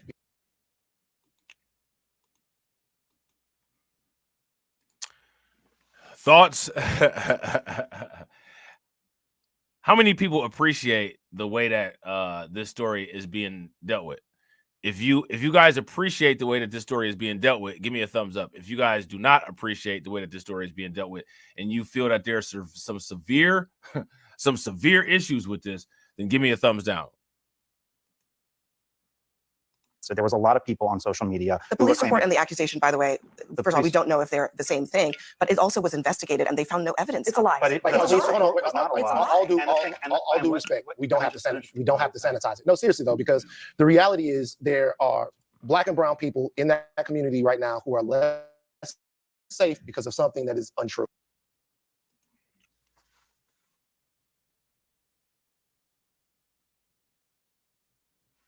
All right, I'm gonna run it. I know everybody's playing for their sides. There's a red gang. We don't have to sanitize it. We don't have to make it seem like it's okay. Well, we can say that we can call upon the former president and his running mate to say that this stuff didn't happen. And they can try to repair that community through words, rhetoric, and action. But if we give them a soft bed to land on by talking about why that in any way represents any type of sphere of reality, then we're codifying it. We're saying that it's okay to make up lies about a whole segment of the population and make them unsafe. I get that there are political differences, but we have to at least be able to agree that we don't want to do that. So Senator Vance represents the city in the Senate. He won the city in his election. We don't know what he would say, and he has every right to be there, and as is Trump. And I think that back in 2016, there was a moment where there was a ravaged area of working class part of Louisiana, and Trump was the only candidate to go to it. Trump is the only candidate to go to parts of Ohio that dealt with the railroad issue. For working class people, Trump is their candidate, and Trump will probably be their candidate now. Can he do better with his rhetoric? Absolutely. But the reason that city is suffering as far as... Can he do better with his rhetoric? Like, can he not lie about... The reason that city is suffering is because there are 15,000 Haitians because of Biden and Harris's There policy. are 60,000 people in that town, and they've had 33 bomb threats in a week. From overseas. That's bananas. You're politicking, man. That's bananas, man. The number of people... He put a target. Shout out to Scotty B. What's good with it, bro? To make a point about immigration in general. He put a target on the people in that town to make a point about immigration in general, to make Haitians into eaters of dogs and cats. That woman, who is a well-known Trump supporter, who's worn Trump shirts, who's very vocal about it, who lost Miss Sassy, you know, at some point you have to check your sources, and apparently you have to check your basement, because that's where this cat was. So the number of Haitians in Springfield who have gone... Hey, listen, man, we're in 2024, and a cat is about to cause like an actual civil war in the United States. Now, let me ask you guys a question. Let's take an angle on this that we haven't really taken an angle on. Let me ask y'all this. Do you all think that Russia and China are watching this and making calculations based on how gullible and easily manipulated American people and politicians are? If you guys think that they are, give me a thumbs up. If you guys don't, then give me a thumbs down. Would you all say that the way that the politicians and the majority of Americans have reacted to this is a national security threat? Right. Well, shout out to Scotty D. They tried that. If you don't recall, they've been trying to say that. Scotty D said next thing they're gonna tell us is that the Venezuelan gang situation in 4 from states is just a myth as well. They're trying to push that, believe it or not. They're trying to push, and we know that the Trinidad Argua situation is, I mean, it's been linked to high-profile crimes. You know what I'm saying? Shout out to Tarek. What's good with it? Shout out to Tarek for enforcing them likes. I would say throw some membership emoji in the chat, but I don't think it's anybody that's a member here right now. So make sure y'all throw some flames and some thumbs up in the chat for Tarek for enforcing those likes. On Medicaid went from under 300 to over 8,000. Are you still allowed to lie? The reason that the town is suffering is because of the refugee process. One second. First of all, that has nothing to do with the lie about cats and dogs. First of all. Second of all, the immigrants in Springfield, many of them are in this country legally. Many of them are not even refugees, not even on TPS. Some of them are green card holders. Now, you know what happens on CNN, right? After they have these contentious arguments, you know what I'm saying? They flirt and play footsies afterwards. That's what they do on CNN. So I'm going to ask y'all, this guy that these women are arguing with, how many of these women do y'all think was in his inbox afterwards? Because that's what they do on CNN. You know what I'm saying? They bring the guests on, they argue with them, and then they trying to, you know what I'm saying, hit the after party in the telly afterwards, and then get put on blast at a congressional hearing. You know what I'm saying? For their simping to be put into part of the congressional record. And then everybody on YouTube obsesses over it. You know what I'm saying? Because it's just so bizarre, I guess. You know what I'm saying? There's someone that CNN spoke with just today, a business owner who has a green card, who is considering moving his business out of Springfield because he is Haitian and he's experienced so much hate. Shout out to AW1. Oh, dang, that's messed up. Yeah, shout out to DeAndre. Yeah, it just got monetized. I want to say 2 days ago. You know what I'm saying? Shout out to DeAndre. DeAndre said Abby Phillips is fine, but she's so damn disingenuous. It disgusts me. A lot of times, you know what I'm saying? A lot of times those two things kind of come together. You know what I'm saying? That's why, you know, in a lot of cases, you know what I'm saying? A 6 that goes to the gym, you know what I'm saying, and keeps a manicure and a pedicure might be the best choice in most cases. But, you know, that's just, you know, that's just how I feel about it. Hey, you cannot change the subject from what started this, which was a lie. The subject was the fact. I agree with you. I agree with you. I'm going to stop you again because I have one more thing. I just said I agree with you, but I'm going to just, one more thing I want to play because this is another part of the story that we don't hear a lot about. Back in August, guess who started talking about the way that this town was being overrun by Haitian immigrants? Well, white supremacist groups. Watch this. He's a literal Nazi. He marched with swastikas. First of all, I would like to dispel them. I've come to bring a word of warning.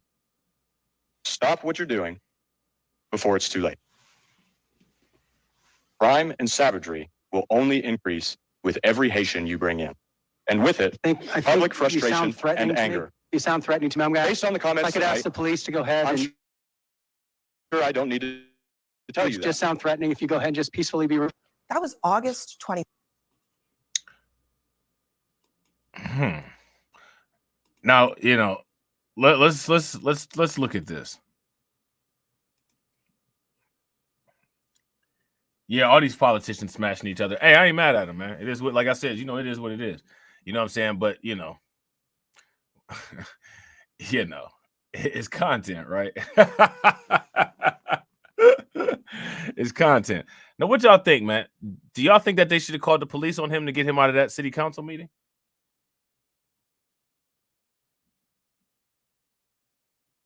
What y'all think about that?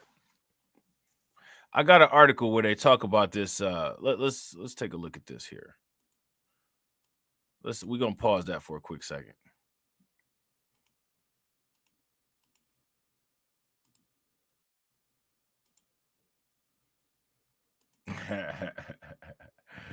DeAndre said, shout out to Michael Eric Dyson and Nancy Mace. I got to say shout out to Nancy Mace. Michael Eric Dyson don't get a shout out from me on that. You know what I'm saying? Nancy Mace played that. She played that the right way. Michael Eric Dice is a simp. He's a sucker. You know what I'm saying? He got exposed. You know what I'm saying? It is what it is. Nancy Mace did exactly what she was supposed to do with that. And it's wild because like as I'm listening to dudes talk about that situation, exposing themselves in their lack of worldliness. I'm gonna just put it like that. You know what I'm saying? Like you can say certain stuff loud on YouTube and it resonates because of like the certain echo chambers that exist in the real world on YouTube in the digital world, but in the real world, you know what I'm saying? In the real world, like the way that this is being discussed is so far off base. Like the way that this type of situation is being discussed on YouTube is going to lead to more men making the same mistake that Michael Eric Dyson made. You know what I'm saying? Because of how it's discussed on YouTube. Shout out to AW1. Yeah, I actually just now pulled up some articles about that Janet Jackson, Kamala Harris situation. I might actually talk about it. I think other people have talked about it. You know what I'm saying? We'll see. I heard some things about a misplaced apology that wasn't supposed to have been made. And somebody ended up getting fired because they tried to come out and apologize and Janet Jackson wasn't with it. You know what I'm saying? But again, to me, there's just a lot of interesting stuff. You know what I'm saying? Carlton says she may be racist, but Mike still wanted the draws. Now, you know, that's a whole complicated discussion too. You know what I'm saying? That's a whole complicated discussion too. You know what I'm saying? It is because like, and the reason why in my eyes it's a whole complicated discussion is because I see being a coon as being a racist as well. But the racism critique when you're a coon doesn't get applied in the same way that it gets applied, you know what I'm saying, when you're not black. And it's weird to me because to me they both equally harmful. And if the goal is to get to a certain place, then how it's the same. You've turned the situation into into the best of no evils discussion, you know.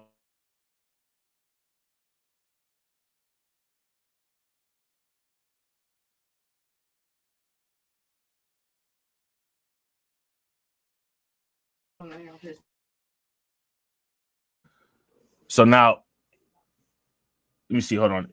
DeAndre said, "I think you should do a separate." Yeah, I'm not gonna do it on this channel neither, bro. I'm not gonna do it on this channel neither because I want to keep everything the same. You know what I'm saying?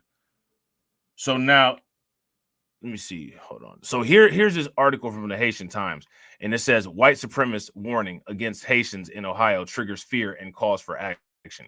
Influx of Haitians has triggered anti-immigrant backlash and some support as the state's social and political landscape is reshaped." Now, this is back in August 30th. This is back in August 30th. How many people heard about this back in August 30th? If you heard about this back in August 30th, give me a thumbs up. If you guys didn't, give me a thumbs down. So all of this stuff just flew under the radar. And then not to mention this whole migrant crisis, this whole issue has been going on. What did they say? What, for the past 5 years? So let me see. Now here it says officials in Springfield removed a white supremacist group's leader from a city council meeting Tuesday where he delivered, quote unquote, a word of warning against allowing Haitian immigrants to settle in the community.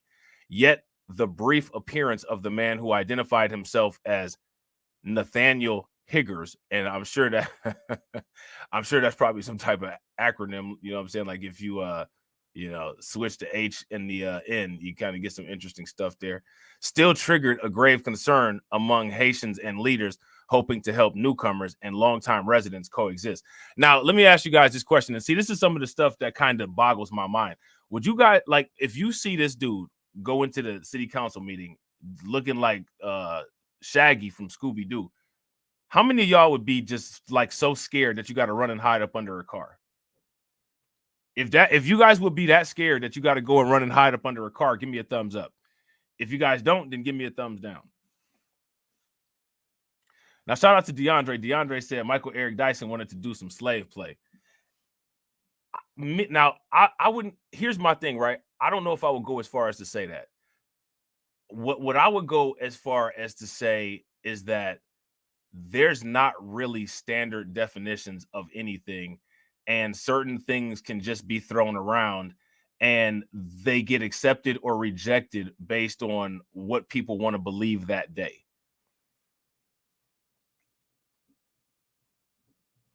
I think that there's not very many boundaries and borders on definitions of things that we have.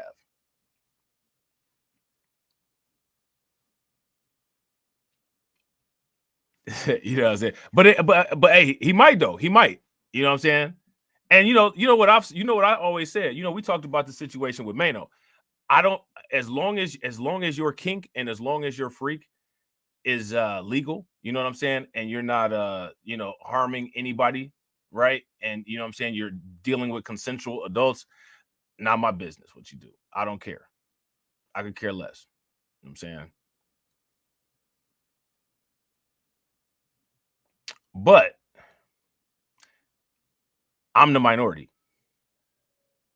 You know what I'm saying? I'm the minority. You know what I'm saying? A lot of people stay wrapped around, you know what I'm saying, a lot of other people's, you know what I'm saying, stuff that's in their pants like a contraceptive. You know what I'm saying? I think that's kind of weird. You know what I'm saying? I think it is. I think it's weird. I think it's weird. You know what I'm saying? Like I hear a lot of people they criticize like the LGBTQ community, but then those people talk about other people's private parts more than what them LGBTQ people do, and it's kind of bizarre. It's kind of it's kind of hypocritical. You know what I'm saying? Like you say that you got an issue with the rainbow community, but you talking about somebody else's, you know what I'm saying, meat all day long. It's just kind of weird. You know what I'm saying? You know what I'm saying? I don't do that. You know, I don't do that. Shout out to Scotty. Scotty said we spend $500 billion on the open border every year, and we spend more than that on Ukraine every year. The money should have gone on U.S. citizens. Yeah, I wouldn't disagree with you. Didn't the Biden administration just recently approve another aid package for Ukraine? I want to say like $5 billion. Somebody correct me if I'm wrong on that. Shout out to DeAndre. DeAndre said, I'm like Tim Walz say, stay out of people's bedroom and mind your own business. Yeah, but see, that's the problem, though. Like Tim Walz say, stay out of people's bedrooms, but then let everybody in the bathroom.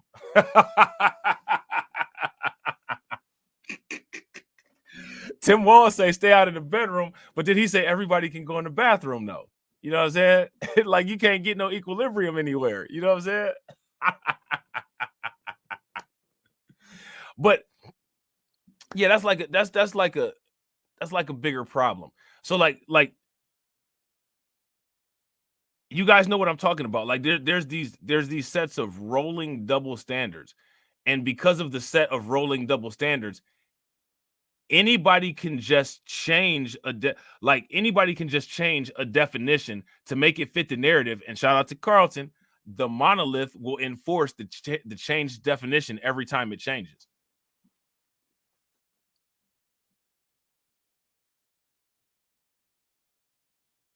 Like if it was 2024, y'all know who John Brown is. If John Brown, you know what I'm saying, was married to a black woman, she would get called a divester, right? Right?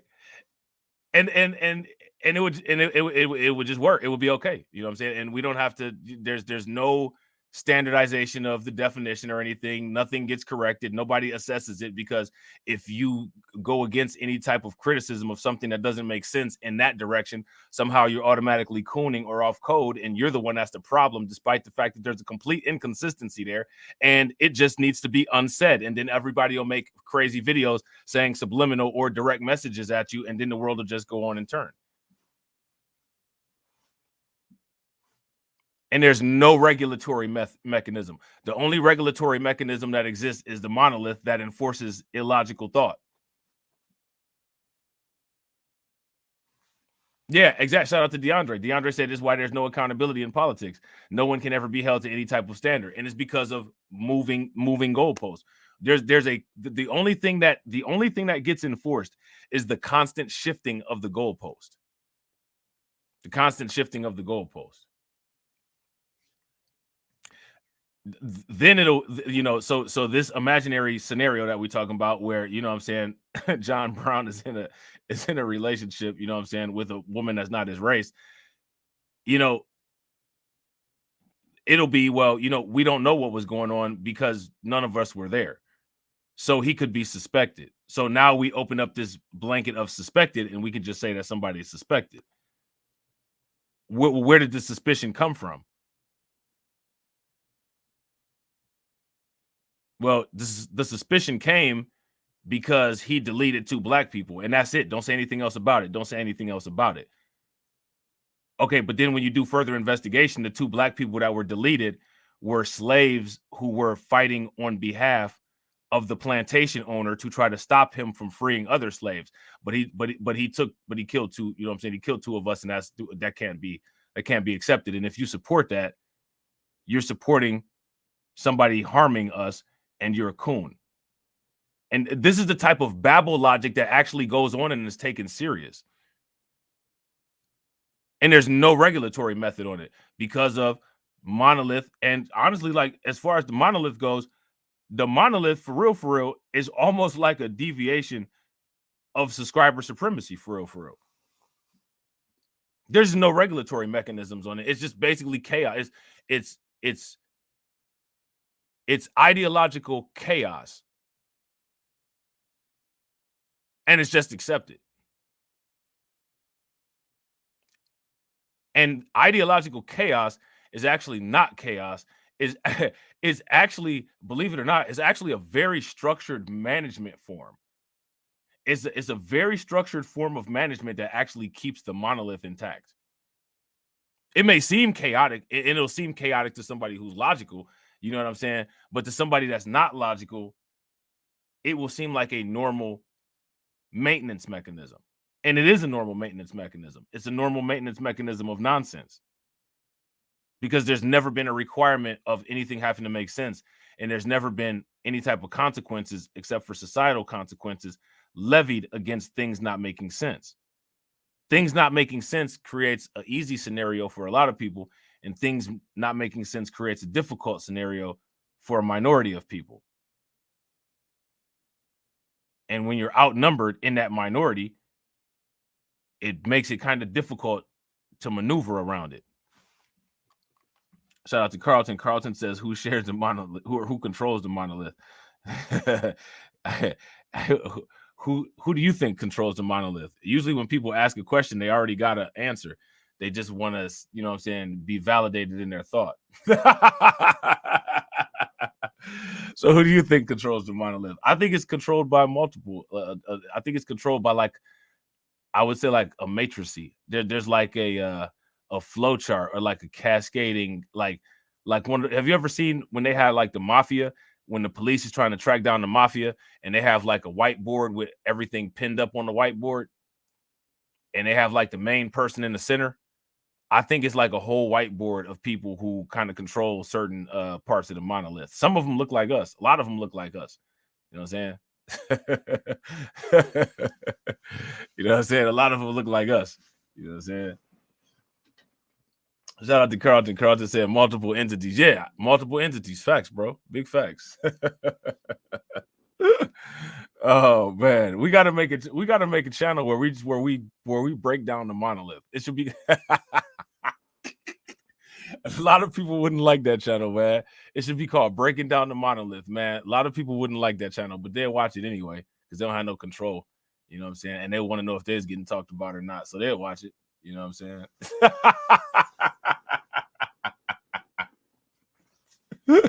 They will watch it. You know what I'm saying? They will watch it and try to remix stuff. You know what I'm saying?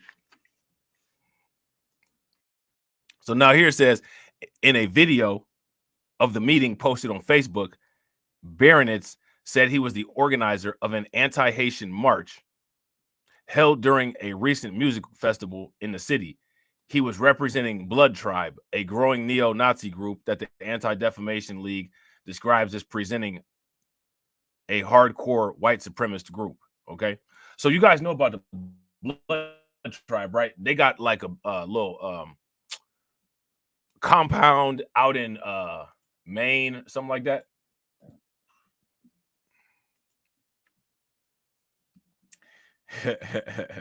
Shout out to Carl. Carl just said that might have to be a Rumble stream. It might have to be a Discord stream. It might have to be a Discord stream. You know what I'm saying? It might have to be a Discord stream. I just know it wouldn't be very popular. I know that would be one of the ones that got, you know what I'm saying, significantly more thumbs down than I usually get. I usually get a lot of thumbs up. Usually I don't get very many thumbs down. You know what I'm saying? Usually I don't get very many thumbs down at all, but I got the feeling that video that would get a lot of thumbs down. But it would be good thumbs down though, because the people that thumbs down that video, they need to hear it. They need to hear that stuff. You know what I'm saying? They need to hear it. So now here it says, I've come to bring a word of warning. Stop what you're doing before it's too late, Barron had said in the video reviewed by the Haitian Times. Now, this is interesting that this white supremacist group came down here, right? Because guess who's down there now? Is anybody aware who's down in Springfield right now? Somebody say in the comment section, who's in Springfield right now? There's another group that's in Springfield right now. Anybody know who they are?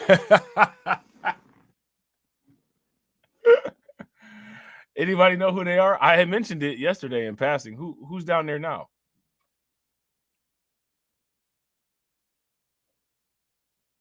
Shout out to Carlton. Carlton said the Proud Boys. I heard the Proud Boys had went down there, but that's not who I was thinking of. I'm gonna see if I can find it real quick. Let me see. Hold on.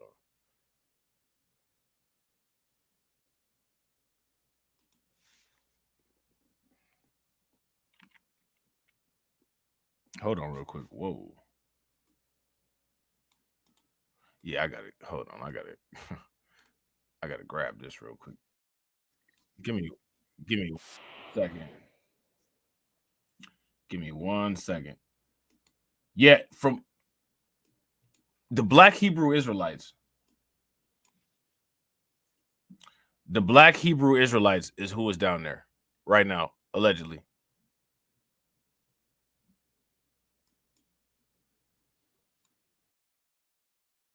That's the group that's allegedly down there. Now, I was trying to find the YouTube video where somebody's talking about it. Let me see. Hold on real quick.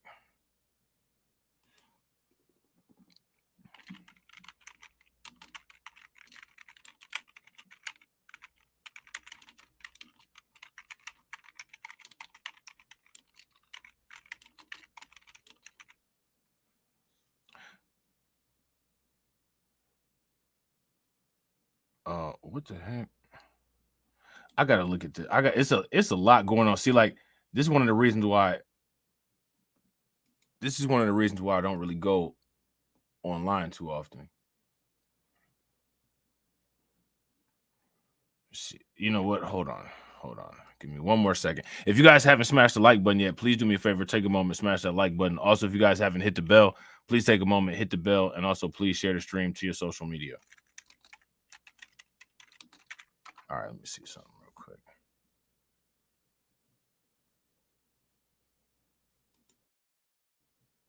Yeah, I think it was this morning here. Just this video right here. Hold on real quick.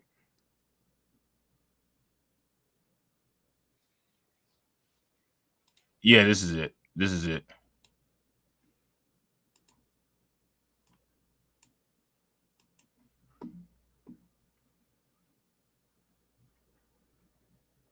Shout out to Scotty D. Scotty said, look up Cloward and Pivens, late 60s, early 70s.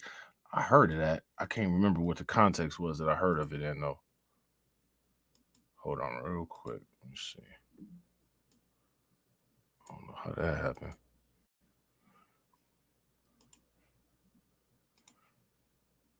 All right, how many of y'all heard of this YouTuber called Ford Boss to Me? I think he's from Chicago or somewhere up there, like by Illinois or something like that. He be talking about the migrant crisis all the time. He used to talk about it in terms of what was going on in Chicago, but now it looks like he's expanded, talking about what's going on with Springfield, Ohio. So let's see. Let's listen. What's going on, guys? Just got back from the gym. Got the Ford Boss Me shirt on with "Be Blessed" on the back. We are in for a really rough time ahead here. We got Hebrew Israelites marching in Springfield, Ohio, talking about. All right, so now here's the thing, right? This is the thing. Now, his video here is not the original video that I heard about the Hebrew Israelites marching in Springfield, Ohio from. I saw that he happened to do a video, and I was looking because the title was intriguing, right? Haitian money scheme for government paid per cot every 8 hours. What a great scheme, right? So I was like, let me see what he's talking about on here. I think the dude name was like JRL Investigates or something like that. That was the original video where I saw that they were talking about the Hebrew Israelites down in it was a live stream. They were talking about Hebrew Israelites marching down in Springfield. Now, I've been trying to find like articles and stuff like that to substantiate it, but I haven't been able to find any articles substantiating it. So I don't know where Ford Boss Me got his information from. He might have looked at that video. So I'm just putting that out there as a preface to the video. All right, so let's get it. What's going on, guys? Just got back from the gym. Got the Ford Boss Me shirt on. Be Blessed on the back. We are in for a really rough time ahead here. We got Hebrew Israelites marching in Springfield, Ohio, talking about how the Haitians are being brought in to enslave them. And they believe that the 12... Now, here goes the thing, right? Like, okay, so here, you guys hear what Ford Boss Me is saying, right? Now, check out the Hebrew Israelites, right? We looked up the racial demographics of Springfield, Ohio, right? What was the racial demographics? It's like what? Like, it was like the same as Streetsboro. It was like 85% white, then what? 10% black, and then all the other percentages spread across the rest. But then when the 20,000 Haitian migrants came in, the 20,000 Haitian people skipped up past the black Americans that was there, right?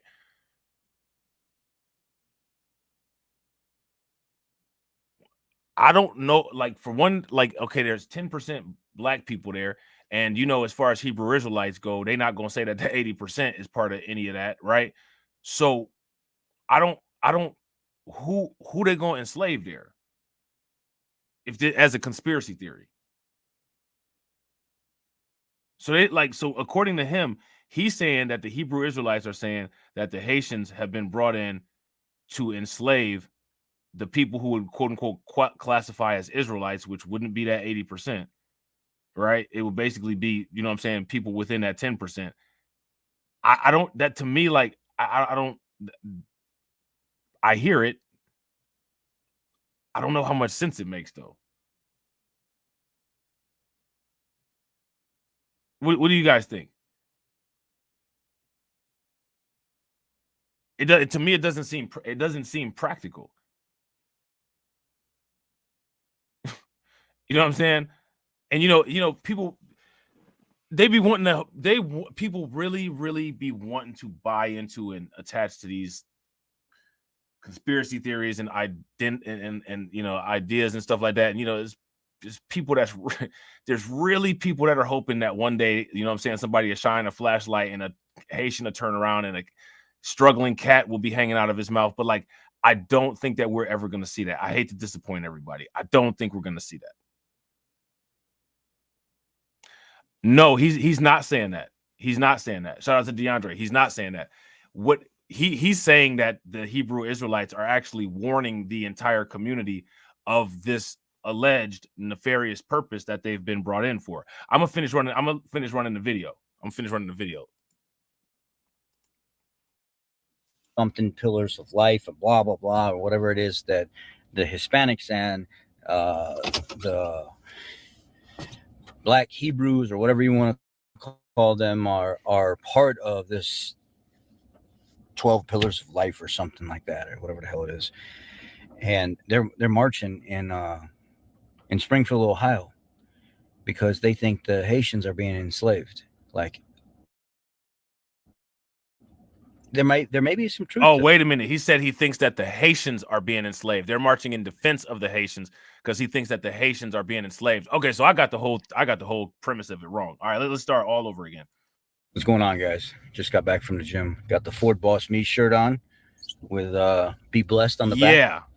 Yeah, I think you actually might be right, bro. I think you might be right. DeAndre said, "Yeah, I'm saying Haitians are being used for slave labor." I think that might actually be what he's saying. I think you might be right on that. Let's listen again. That's what I get for stopping and starting it.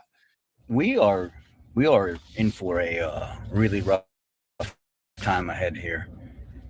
We got Hebrew Israelites marching in Springfield, Ohio, talking about how the Haitians are being brought in to enslave them. And they believe that the 12 something pillars of life and blah, the Black Hebrews or whatever you want to call them are part of this 12 pillars of life or something like that, or whatever the hell it is. And they're marching in Springfield, Ohio, because they think the Haitians are being enslaved. Like, there may be some truth to that.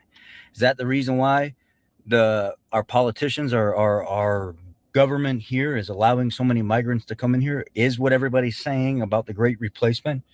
They're here to take your jobs. The truth sure does look like there's a lot of truth to that.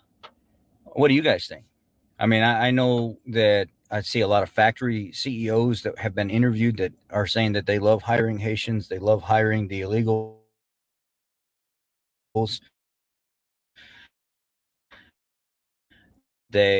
Now, what he's saying right here, we actually saw that on that PBS interview where they went to that factory and that factory supervisor was interviewed. You guys remember that? Carlton said the new ninjas are here. We spoke it into existence. Bro, the world is correct.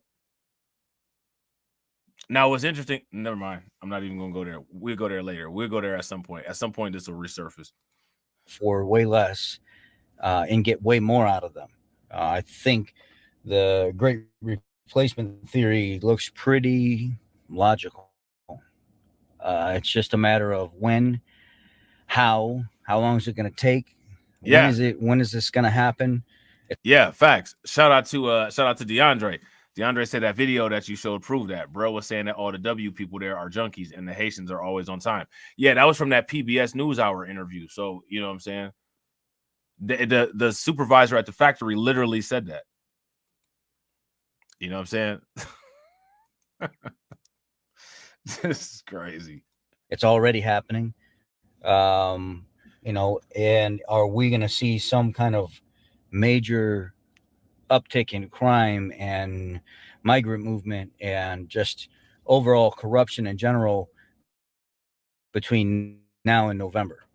I think the answer. I would say, I would say that people. I mean, it's already evident.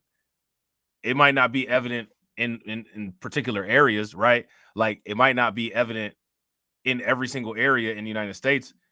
But if you ask me, in a lot of the places where there's the sanctuary cities and a lot of the places where they're dealing with the migrant crisis, yeah, it's pretty. If you've been following this, it's pretty obvious. You know what I'm saying? You got the situations going on with Eric Adams. You know what I'm saying? You got the apartment buildings in, Aurora, Colorado, right? You got New York City, the no bid contracts. Brandon Johnson acting like a dumb as a doornail in Chicago.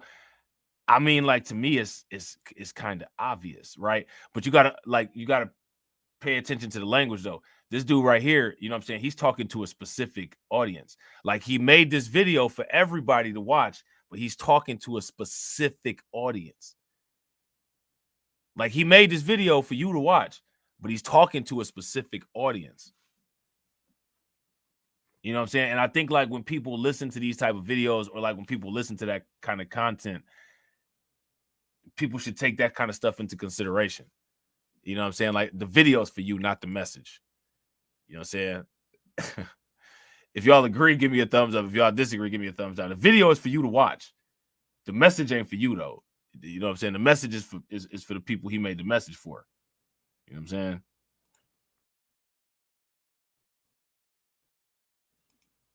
Answer to that would be yes. That is what's going to happen. It's just a matter of are you prepared for it?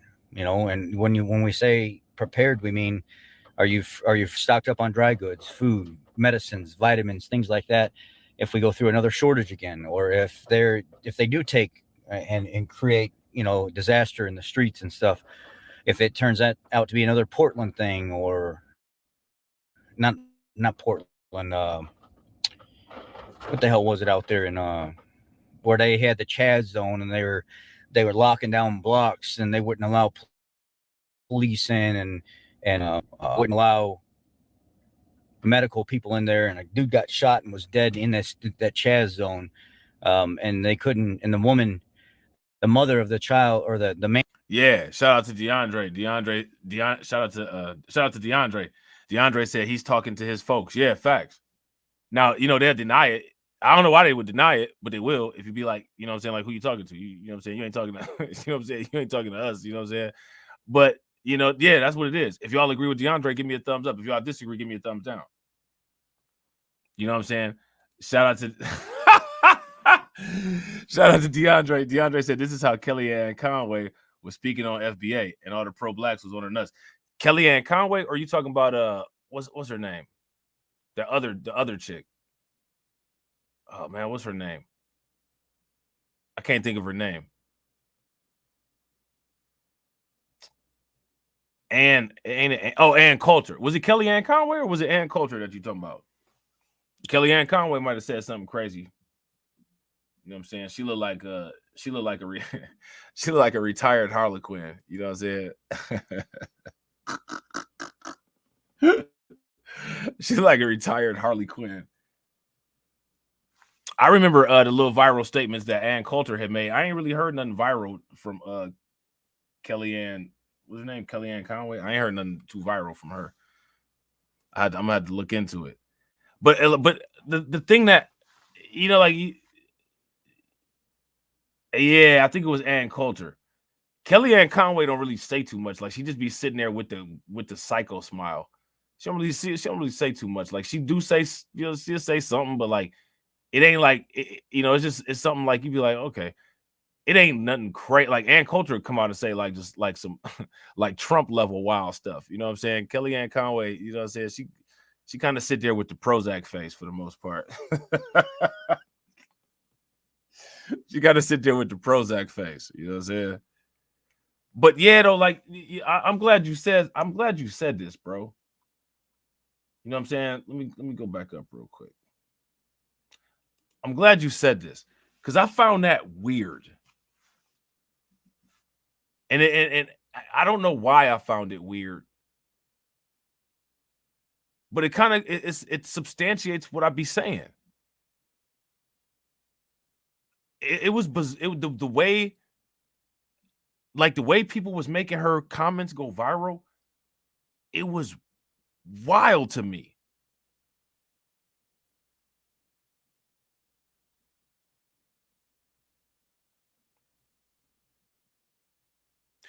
And like, I don't know, you know what I'm saying? But like, I think that is like one of the defining moments.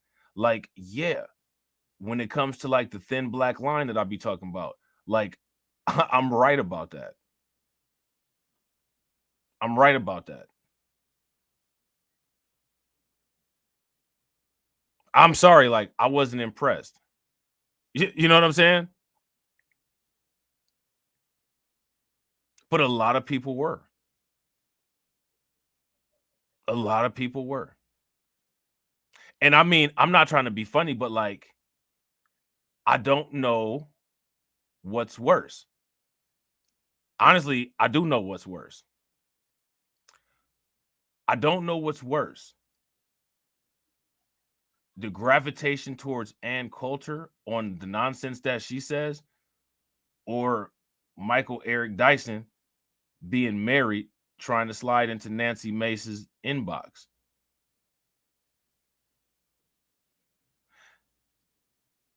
Honestly, I think people's gravitation towards Ann Coulter is worse than Michael Eric Dyson's trying to slide into Nancy Mace's inbox, because at least if Nancy Mace had a bit, you know what I'm saying, he might have got a little bit of a good time out of it. I don't know what anybody got out of Ann Coulter saying unadulterated idiocy. I don't know how that's beneficial. You know what I'm saying? Like, I don't know why that was viral. Ever. Anything that she said, anything at all that she does or says. You know what I'm saying? But, you know, again, I think that Carlton will classify that as a strange flex.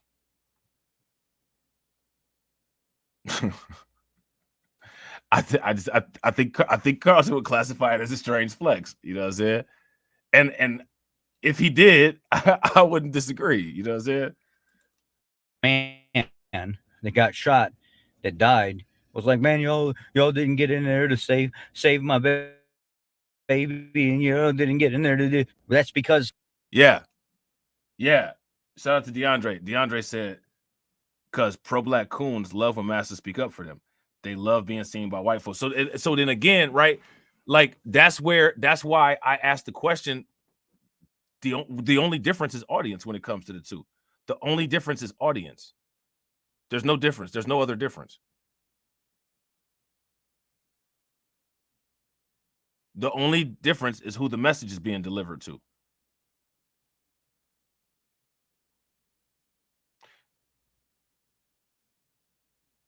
And since the message is the crux of the identity, what is the future goal?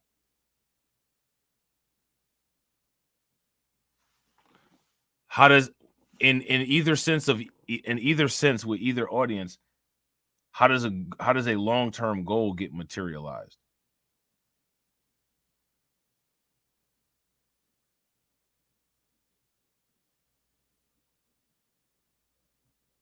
Like, when I be seeing stuff like that, like, it just kind of remind me of, like, you ever seen like how like your brother get in trouble or something like that, and like your brother get a, you know what I'm saying, get a spanking, or like your brother get put on punishment, and like you sitting back laughing like, yup, see, you got put on punishment. Yup, see, you got put on punishment, knowing you on punishment too. You're already on punishment, but you laughing at your brother because your brother just got put on punishment.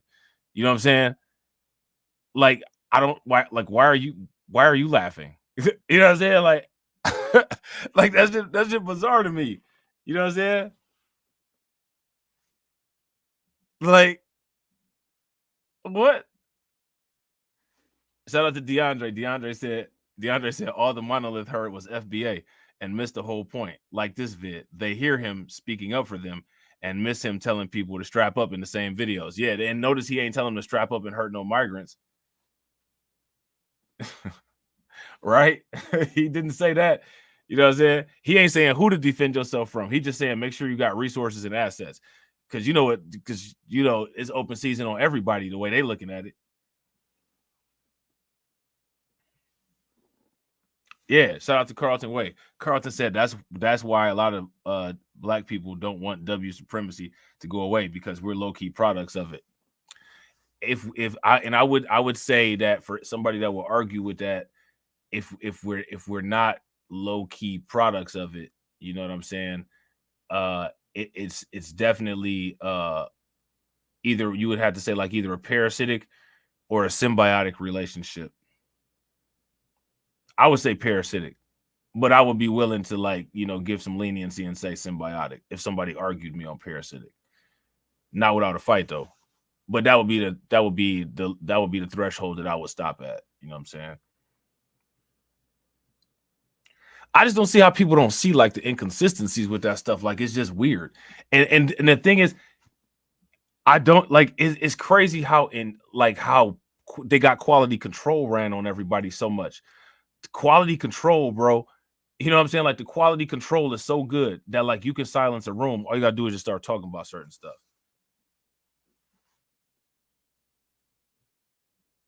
That's why when I say they running that quality control, bro, they running that quality control.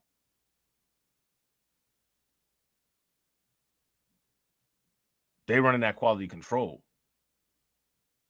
Like, what's crazy about that whole thing, right? Like what DeAndre is talking about with the monolith. the only reason, and I know exactly what DeAndre is talking about, the only reason why Ann Coulter was addressing that, right? Ann Coulter was, I'm gonna break it down for y'all. You know what I'm saying? I didn't watch any videos about that, but so I don't know how other people did their commentary on it. But shout out to DeAndre for being a like enforcer. Yo, make sure y'all throw some flames and some you know what I'm saying, some thumbs up in the chat for DeAndre. If there's any members in here, throw some membership emoji in the chat. What Ann Coulter was trying to do with her statement was she was trying to shrink the reach of the civil rights amendments and reduce the civil rights amendments, right? Now, mind you, it's a complicated thing. You know what I'm saying?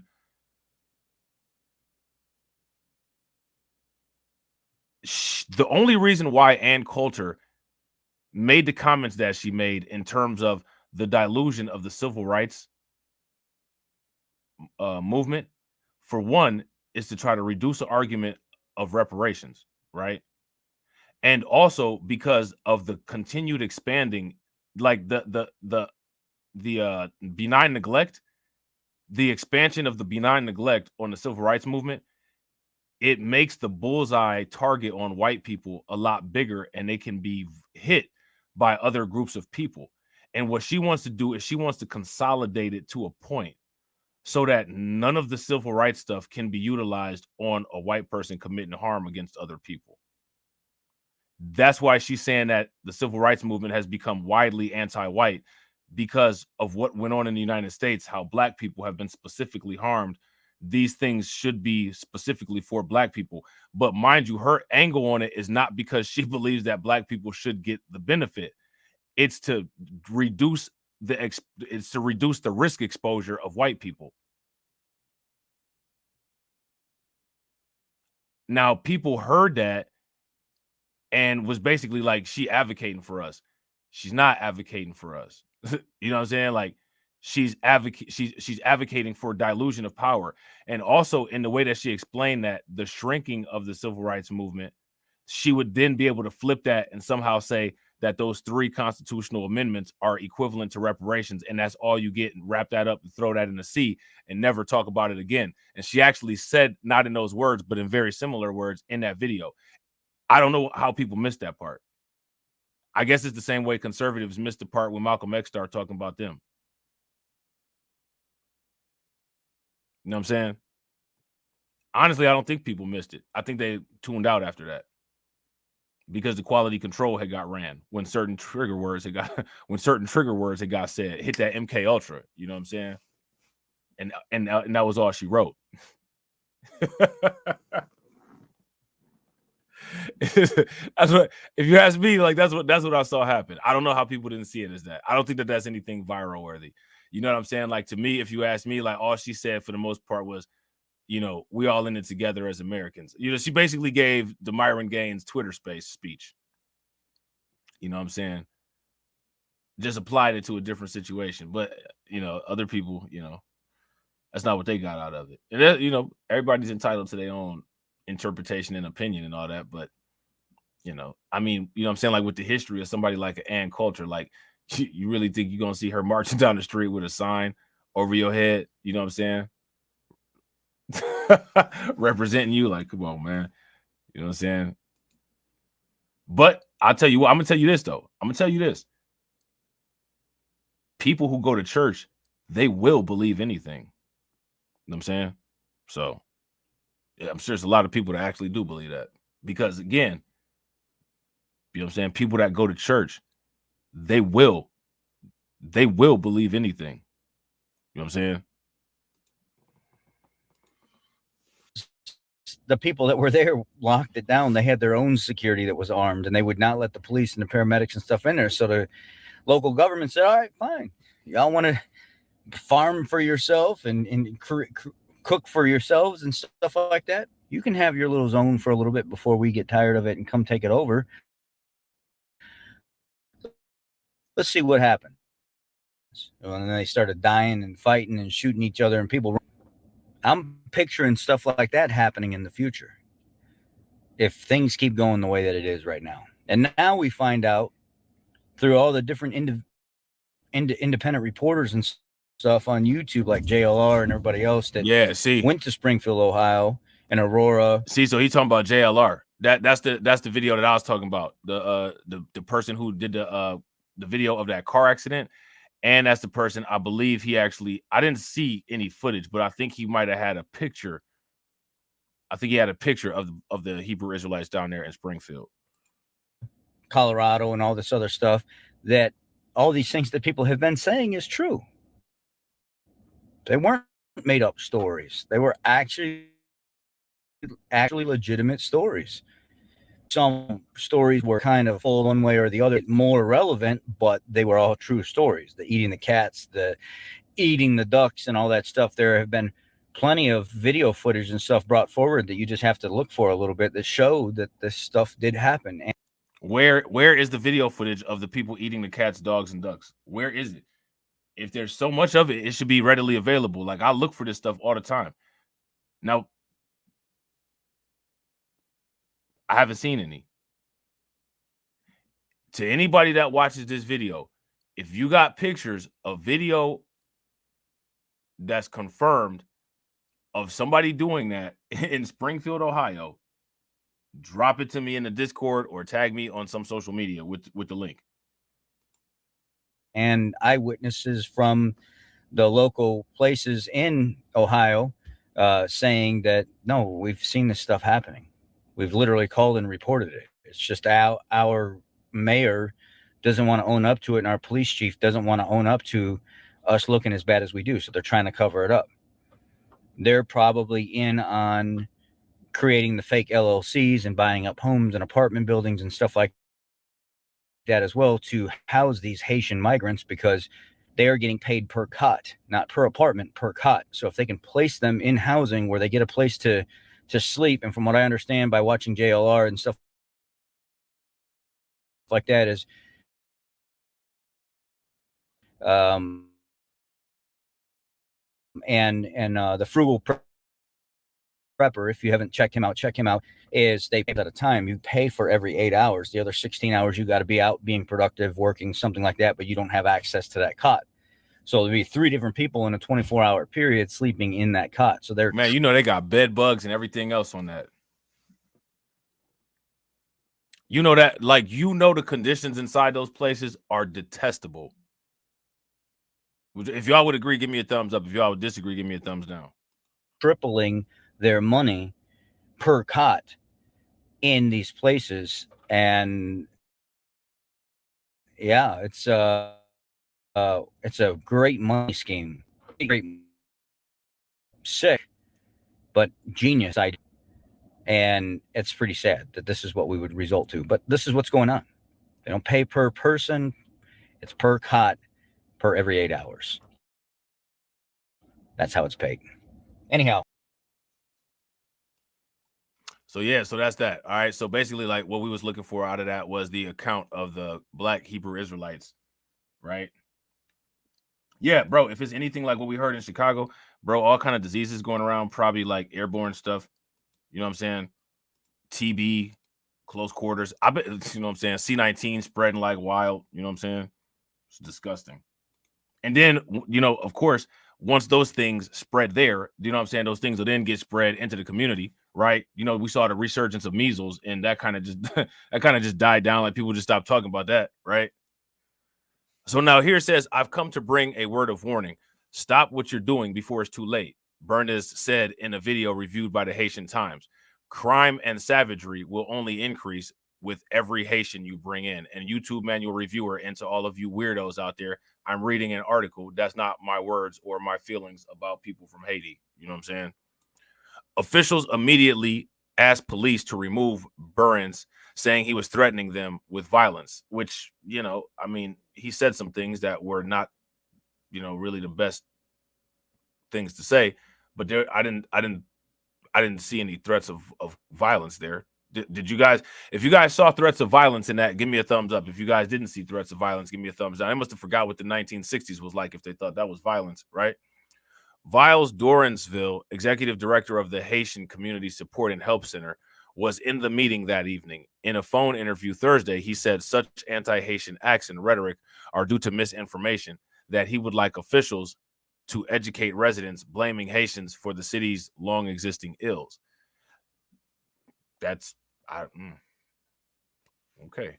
It's appalling to hear the words of these people, said Dorensville, who also works as a bilingual resource specialist for the city. I am concerned about where they want to go with that. I want more in action from the city officials, Dorensville added. They have to tell them the truth. City officials working with the Haitian leaders diligently can put on a program to assure those frustrated people that talk of the resources they say Haitians are taking away is not true, he said. We come here to work and raise our family. We're not here to take benefits away from anybody. Now, what do you all think about that statement?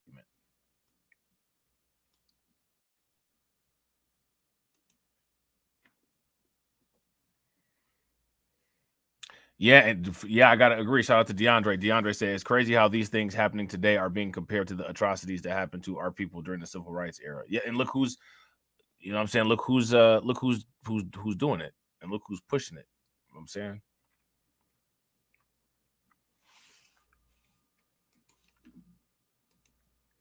So now here it says Haitians' arrival fills workforce needs, strains services. Often spotlighted for its role as a political bellwether, Ohio is in the throes of a demographic shift with a significant social, cultural, and political implication as new immigrants settle there. And I mean, I don't know if I would necessarily say that that's true.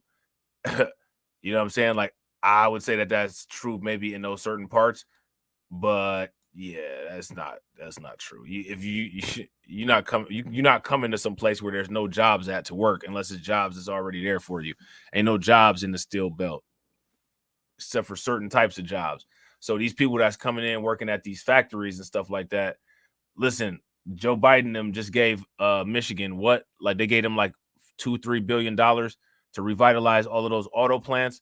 They giving these steel belt states money to revitalize these automotive plants and set them up for electric vehicle manufacture. And when they set them up for the electrical vehicle manufacturer, after they get all this money, then they ration off these jobs. Now, I don't know who's getting the jobs, but if it's certain people moving into the area for jobs per se, I'm sure they probably heard about some opening somewhere through the grapevine. Like, that's logical, right? Shout out to DeAndre. DeAndre said kids being evacuated from school during picture day is the same as people almost being beat to death is the same thing, according to Kamala. Well, yeah, and Kamala also said that, ICE is the KKK. You know what I'm saying? She's beyond critique. You know what I'm saying? Got to watch how you critique Kamala Harris. There'll be a whole bunch of men after you. You know what I'm saying? If you say the wrong things about Kamala Harris. You know what I'm saying? Like it used to be those women online who would go around and go in on black dudes all the time and stuff like that and come up with misinformation and twist and misconstrue their words and try to paint them as misogynist because they was bored. But now, you know what I'm saying? That's kind of died down, and you know what I'm saying? Like that group has kind of been replaced with a bunch of dudes. You have the male pom-pom club now that'll come after you. You know what I'm saying? It's just things are just getting really strange. You know what I'm saying? So now here it says over the past 4 years, the state has seen an influx of Haitian immigrants, in particular, with cities like Springfield witnessing surges that are reshaping them socially, leading and challenging local infrastructure. Springfield, a city of around 60,000 residents, has found itself at center of this stage. Once emblematic of the Rust Belt's decline, which is literally everywhere in Ohio. Literally every single city has a story like Springfield in Ohio. You know what I'm saying? Except for minus the migrants. You know what I'm saying? Springfield population has swelled by nearly 25%, with Haitians making up the bulk of it. According to Dorensville, 1/3 of the town is now Haitian, drawn in by jobs in manufacturing, warehouses, and the like. And the thing is, you know what I'm saying? Like, you got to ask, like, Ohio has like a issue with unemployment. There's an issue with joblessness in Ohio. What's up with like what is going on in these places where the jobs are not accessible to the people there, and people who are not from there hear about them and go there and get the jobs? There's something that's going on. You know what I'm saying? I don't want to make any assumptions, right? But there's some type of either disconnect or somebody somewhere is getting passed over. And that, I think, is the thing that people need to kind of hammer out. You know what I'm saying? If you guys would agree, give me a thumbs up. If y'all would disagree, give me a thumbs down. And shout out to everybody that's watching. I appreciate you guys. If you all haven't smashed the like button yet, please do me a favor. Take a moment, smash that like button. Also, if you guys haven't hit the bell, please take a moment, hit the bell. And also, please share the stream to your social media. So now here says, industries that have struggled with labor shortages have welcomed Haitian workforce with open arms, according to published reports. However, the rapid shift has not come with significant challenges, causing much strain on local agencies and facilities. Hospitals, for one, are spending thousands more on translation services for non-English speaking patients. Schools are also struggling to accommodate students who require English as a second language program. Our community has a big heart, but is being overwhelmed. Well, you know what happens when a heart is overwhelmed? There's a heart attack and then asystole, flatline, right? If you guys would agree, give me a thumbs up. If y'all disagree, give me a thumbs down. Politically, the immigrants' arrival is also poised to influence the swing state's landscape in subsequent national contests as more Haitians become citizens. Already, politicians have made immigration a hot button issue this year, with Republicans categorizing such inland locations as Ohio as a border state because many migrants eventually land in them. So now they're saying here, racist and xenophobic displays grow bolder. Now, mind you, this was back in August, right? This article came out. This is August 11th of 2024. Now, let me ask you guys this question. Do you guys, how many people can remember back in August?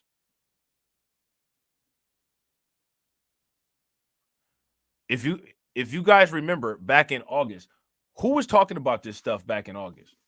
Was there anybody talking about Springfield, Ohio, or any influx of Haitian migrants or anything like that? Again, this is what I was asking. Why is it that we didn't hear about this back in August? What happened?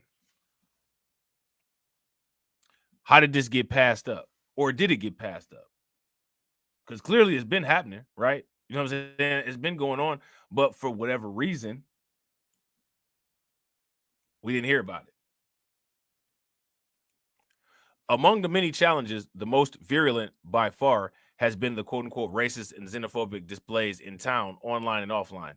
Last year, a Springfield man, Izai Eubanks, was sentenced to 20 years in prison for hate crimes against Haitians. I didn't hear about this. Did you guys hear about this? I'm gonna look at this real quick.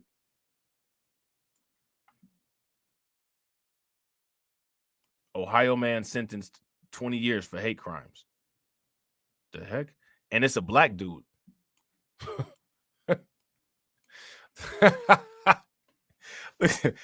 What? Look. Hold on real quick. Look at this. Look at this. We about to look at this. Breaking. Now, mind you, this is in December 6th of 2023.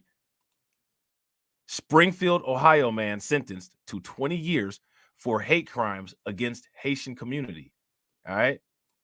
This dude's name was Izai Eubanks, and he targeted and attacked at least 8 Haitians in January and in February of 2023.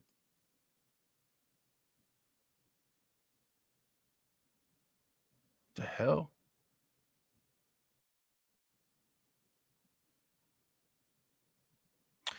Yeah, we're gonna definitely dive into this because this is very interesting. This is very interesting, very odd. things get more odd by the day. You know what I'm saying? Yeah, Mark Robinson is a weirdo. He finna get roasted tomorrow.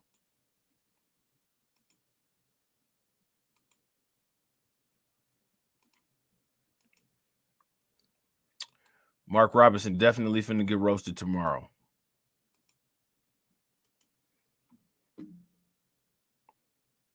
As a matter of fact, I think I roasted Mark Robinson before when he made them ridiculous comments about Martin Luther King. But here go the problem though, right?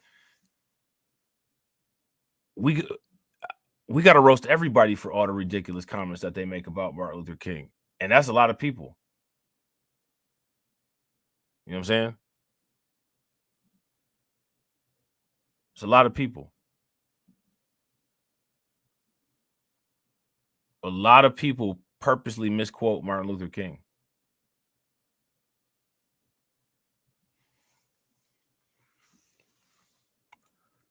So now here it says, among the many challenges, the most virulent by far. Now Mark Robinson, right? Let's actually go back to Mark Robinson. Mark Robinson is a black dude that said that he wants slavery to come back. I mean, how low will you go? Is the paycheck really that good? You know what I'm saying? Like, now check this out, right? Now check this out. Shout out this for DeAndre and for Carlton, right? This for DeAndre and Carlton. People will get mad at Mark Robinson because he said he wanted slavery to come back, right? People get mad at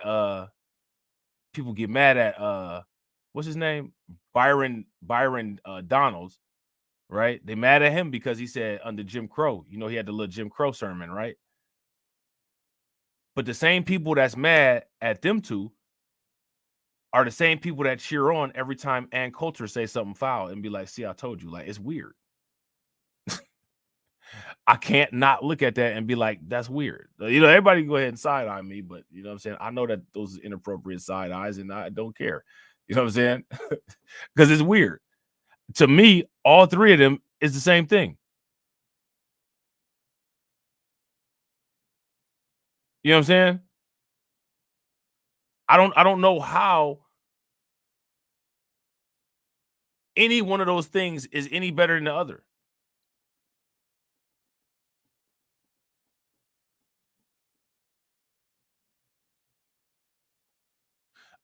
When Ann Coulter made that statement about how she wanted, like, you know, the civil rights movement to be shrunken to nullify the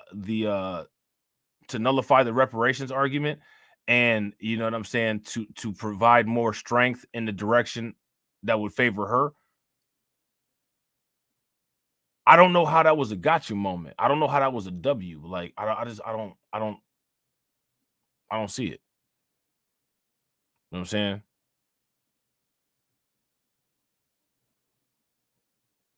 I was like, I don't see it.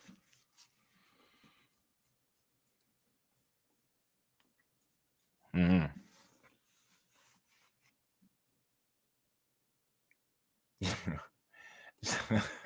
shout out to DeAndre. DeAndre said, I gotta go with Carlton Way on this one. It's a weird flex, bro. It's weird. It's like Popeye without no spinach.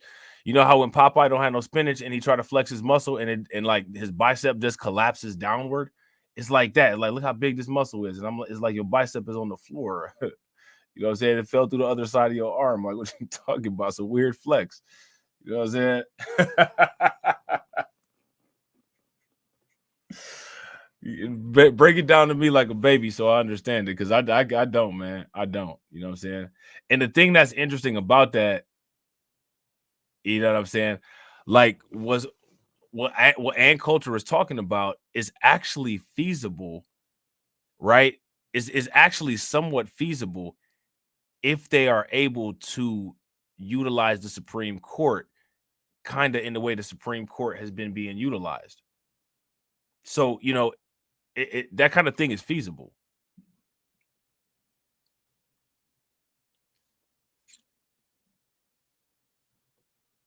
I don't know. You know what I'm saying? I don't know. But, you know, hey, it is what it is. So now here it says, among the many challenges, the most virulent by far has been the racist and xenophobic displays in town, online and offline. Last year, a Springfield man, Eze Eubanks, was sentenced to 20 years for hate crimes against Haitians. And again, I didn't know that, and we're definitely going to talk about that. We're definitely talking about that. During the Jazz and Blues Fest on August 10th, Blood Tribe members wore black pants, red jackets, and black ski masks. The group brandished white supremacist paraphernalia, including a black flag emblazoned with a white swastika. Some Haitians said the group also shouted, "If you're black, go back to Africa," during their demonstration. So just skip Haiti, right? Just, you know what I'm saying? Go back to Africa, back somewhere, I guess somewhere that you're supposed to go, I guess, right?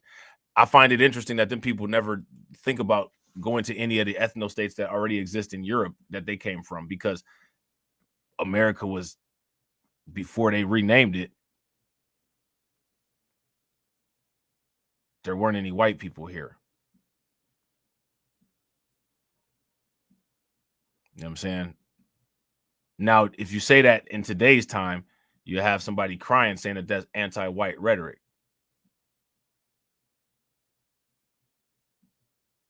But it's not.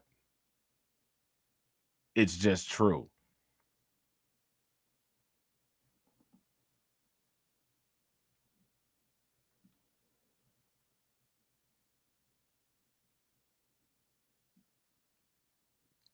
So you got these high IQ people telling Haitians to go back to Africa. I just want y'all to make aware of that. Make a note of that. Take a note. Get your little notepad out. You know what I'm saying? The high IQ bunch told Haitians to go back to Africa. So now here it says, such displays are scary to some Haitians and call for more education to many leaders. And I hate to tell them this, you know what I'm saying? Like, you know, people probably won't listen.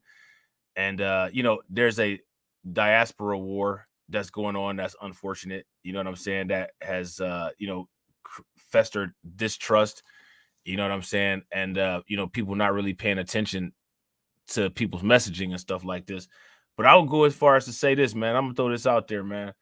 You're not going to educate any of these people. So I don't think that education is the safest route. I don't think that education is an effective route. I would not recommend quote unquote education as a method of dealing with these type of /racist /xenophobic issues that these people are talking about. Education don't work. They're already more educated about this stuff than you are. You know what I'm saying? Like, you got a French last name. You know what I'm saying? Same way we got, like, you know, English, British last names. They're more educated about this stuff than you are. So ain't no need for no education. You don't, you know what I'm saying? You've got to deal with this in a different way than education. If anything, self-education is probably one of the best ways, not education of any of these people, right? If y'all would agree, give me a thumbs up. If y'all would disagree, give me a thumbs down.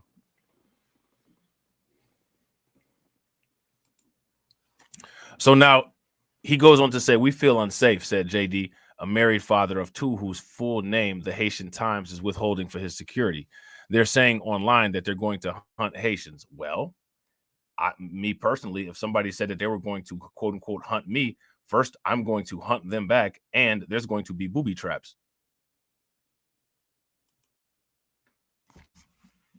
You might mess around and walk on my front door and knock on my front door, and when you knock, a bear trap might come down, and it just might end up stuck around your neck somehow. You know what I'm saying? And then you might get lit up like an Everlast bag when I open up the door, and then I might just shut it and not call anybody. You know what I'm saying? That might just happen to you if you threaten to try to hunt me. I'm not going to go, you know, to a journalist and be like, I'm scared for my life. You say you're gonna hunt me? Don't miss. You know what I'm saying? Practice your distance shot and don't miss. Make sure you don't miss. You know what I'm saying? That's the best advice. If you want to say that you're hunting me, that's the best advice that I can give you. Don't miss, and especially don't miss at close range. I'm not about to, you know what I'm saying, like, oh, you know, I'm worried, I'm scared. Nah. You tell me that you're trying to hunt me? Okay, I know what I got to do. Bet.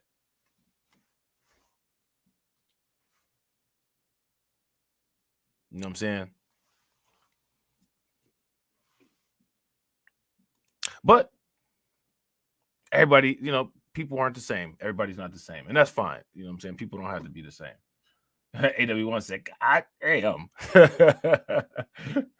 Oh man, I got you, AW1. Look, hold on, real quick. Hold on. Thought I had it. Hold on. See.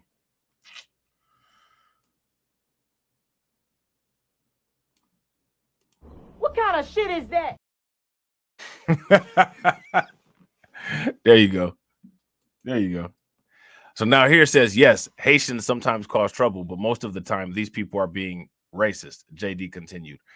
Right now, some people feel like they can just be walking down the street and get shot. They don't like Haitians. From day to day, things are getting worse. JD in Dorransville said they can understand the curiosity of longtime residents about them as a new group and even some of the frustration, but the racism is going too far, they said. It's a small community. What is happening here is happening nationally because we're in an electoral period, he said. Sometimes the narratives lead to violence. That is where we have to work together and not get to that place because that won't benefit any of us. All right. So now the NAACP, right? The NAACP Springfield chapter led by Denise Williams. And again, it's the same as in Streetsboro, the NAACP in Springfield. They got a nice job. Led by Denise Williams, has been working to address these tensions, promoting the dialogue and understanding between the Haitian community and longtime residents. Williams planned to hold a community meeting August 29th to discuss the tensions with Dorransville among the guests. So now what's interesting about this, right? What we find from this article is that there's been long-standing tensions in you know what I'm saying, within this community, right? Within Springfield, Ohio, between the existing community already and the Haitian community. And it has not been, you know, for the most part, publicly discoursed. And again, like the thing that I keep asking is, it's wild how it's not talked about. It wasn't talked about. It's just like one day, just boom, all of a sudden, like it's this wild issue with Haitians in Springfield, Ohio. And it's like, okay, what's the issue?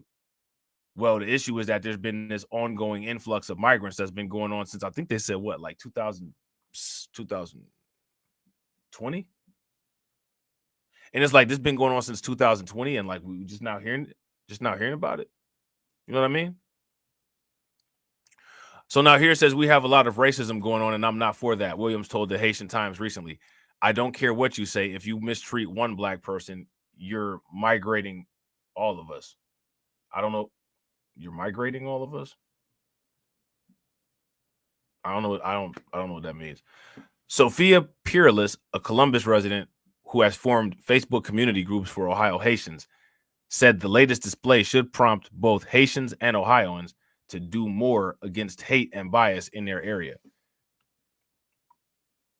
It's essential that we address these issues head on, fostering an environment where everyone, regardless of their background, is treated with dignity and fairness. Peerless said, we must come together as a community to ensure that all residents are safe, valued, and supported.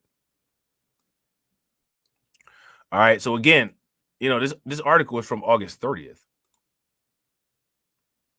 And, you know, not really too much being said about it.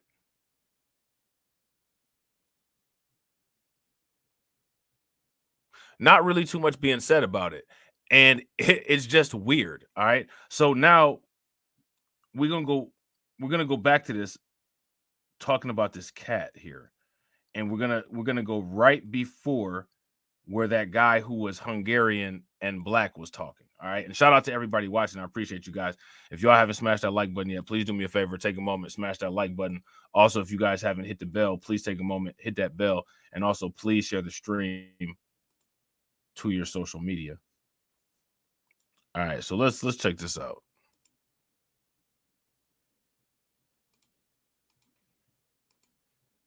Of people who are darker skinned that have been chased down by people who are white, saying, get out of this country, friends of mine, friends of friends, and say, like, get out of here, you're Haitian, we don't want you here, even with a 6-month-old baby at a grocery store. So regardless, I find it shameful and I find it inappropriate whether I'm Haitian or American. He's lived in Springfield his whole life. Yeah, but there's also, I mean, a lot of people live in Springfield who do want them to come. And the response was... Who want who to come? Trump and Vance? Yeah, there are people. I mean, Vance is the senator who won Springfield But I mean, can election. you respond to what he just said there? Sure. You want to claim that this is broadly about immigration. He is saying this is about hate. And he is a victim of hate that was ginned up by a lie, a bald-faced lie. Well, The police report wasn't a lie. The accusation was, and it manifested. There was a lot of people on social media. The police report and the accusation, by the way, first of all, we don't know if they're the same thing, but it also was investigated and they found no evidence. It's a lie. But it, Like, the no, police hold on, report wait, was not a it's lie. I'll do, And the thing- and the- I'll do. We don't have to sanitize it. No, seriously though, because the reality is there are Black people community right now who are less safe because of something that is untrue. I know everybody's playing for their sides. There's a red gang. We don't have to sanitize it. We don't have to make it seem like it's okay. Well, we can say that we can call upon the president, the former president and his running mate to say that this stuff didn't happen. And they can try to repair that community through words, rhetoric, and action. But if we give them a soft bed to land on by talking about why that in any way represents any type of sphere of reality, then we're codifying it. We're saying that it's okay to make up lies about a whole segment of the population and make them unsafe. I get that there are political differences, but we have to at least be able to agree that we don't want to do that. So Senator Vance represents the city in the Senate. He won the city in his election. We don't know what he would say, and he has every right to be there, and as is Trump. And I think that back in 2016, there was a moment where there was a ravaged area of working part of Louisiana, only candidate to go to parts of Ohio that issue. Class candidate, and Trump will probably be their candidate now. Can he do better with his rhetoric? Absolutely. But the reason that that city is suffering as far as... Can he do better with his rhetoric? Like, can he not lie about... The reason that that city is suffering is because there are 15,000 Haitians because of Biden and Harris's There are policy. 60,000 people in that town, and they've had 33 bomb threats in a week. From overseas. That's bananas. From overseas. Your politics, From man. overseas. That's bananas, man. The number of people...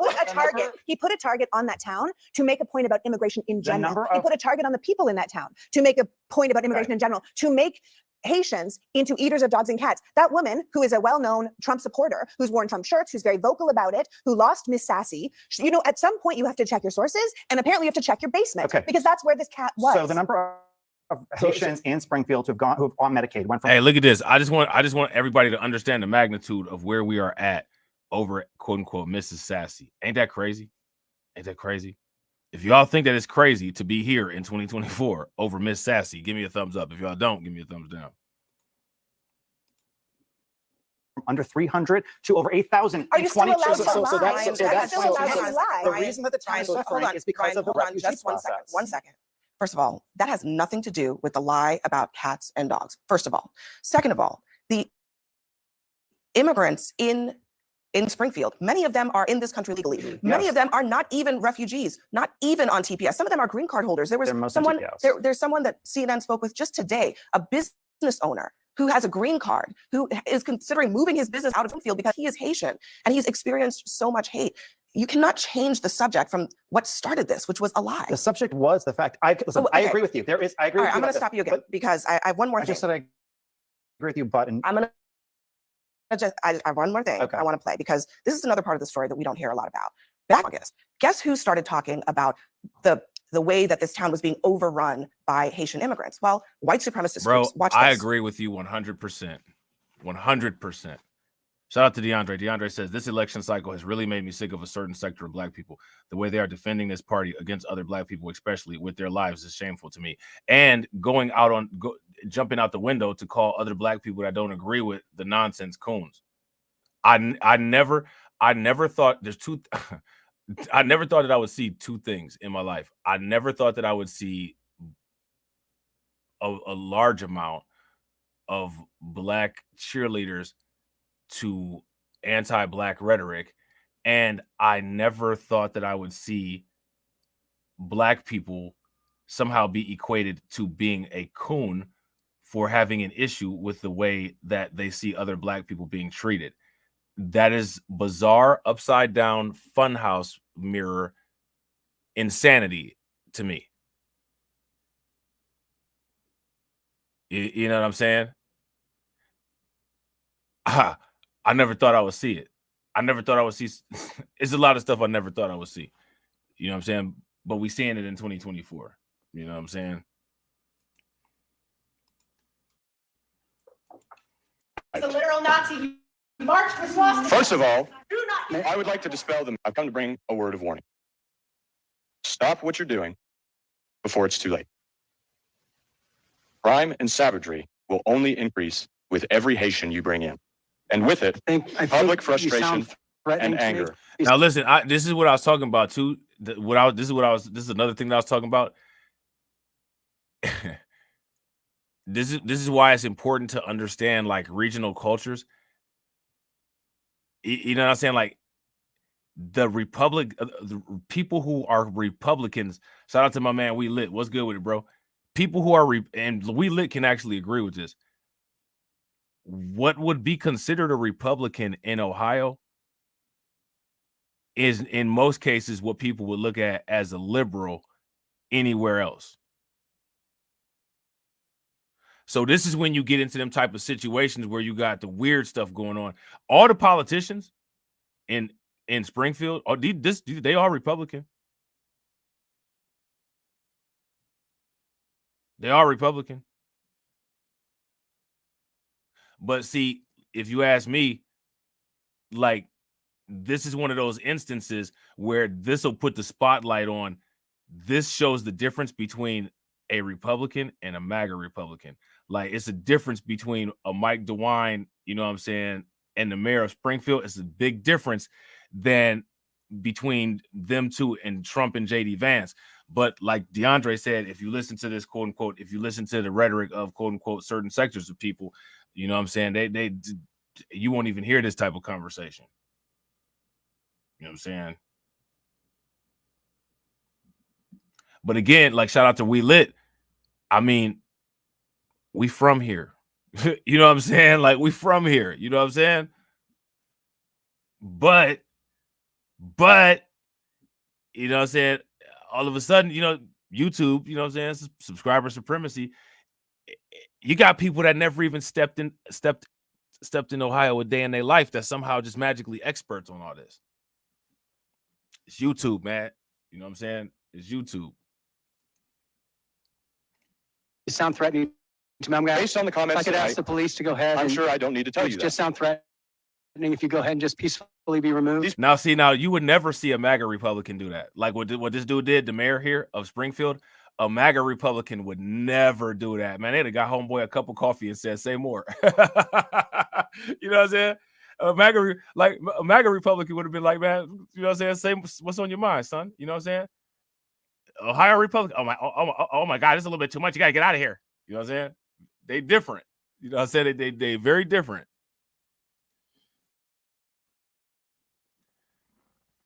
Stop what you're doing before it's too late.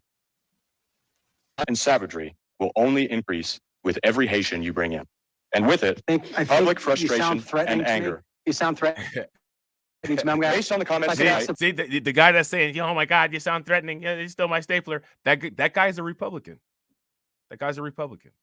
Man, if Marjorie Taylor Greene was at that meeting, she'd have been like, I agree 110%. What do you think we should do? Very different. You know what I'm saying? Very different. You know what I'm saying?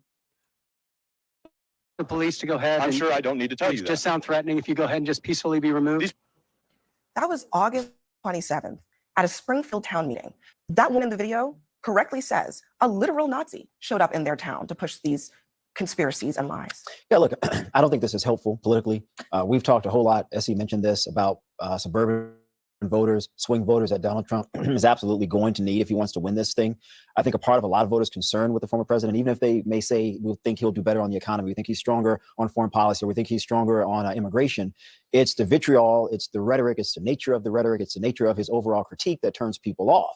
Now, with that said, folks are here legally. We can't deny that fact. Now, a lot of the business owners in Springfield have said they need those workers there to fulfill those roles. So then my question becomes, as a conservative from a policy perspective, then why is that? Why have so many people decided to leave that town and so many other towns across the country? If the critique is we're bringing in too many people, then what is the solution? And that's a good to that question. problem? And then that's a very different argument that I don't think the former president is actually presenting, but he should be presenting that argument. I think it's one that people would want to engage in. Now, see, I agree with what this dude is saying. He's kind of using a different angle, but his critique is similar to my critique. It's like, why make this insanity up?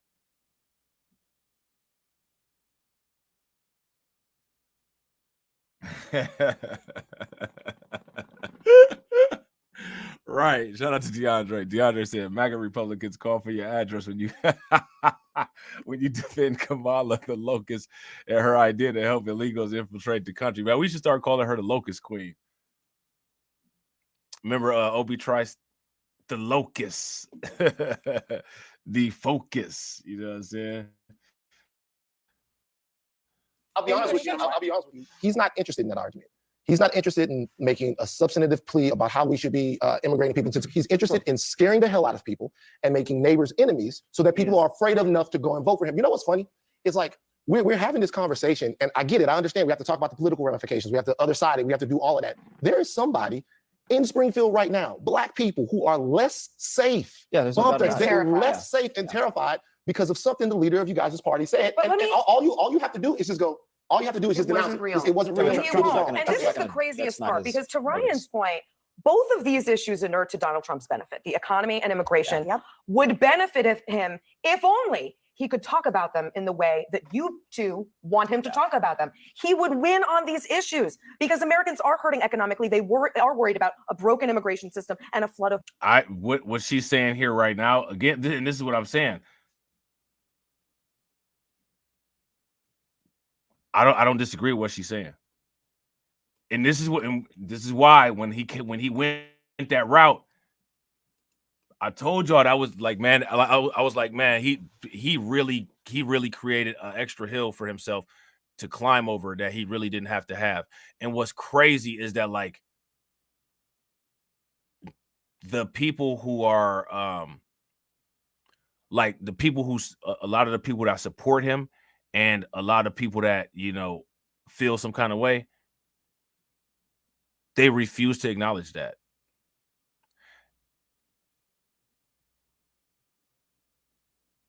It's so crazy to me. It's so like it's almost like he almost like tanked this. It's almost like he tanked this purposely or something. You know what I'm saying? Like it's just like I don't understand that. Would benefit him if only he could talk about them in the way that you two want him to talk about them.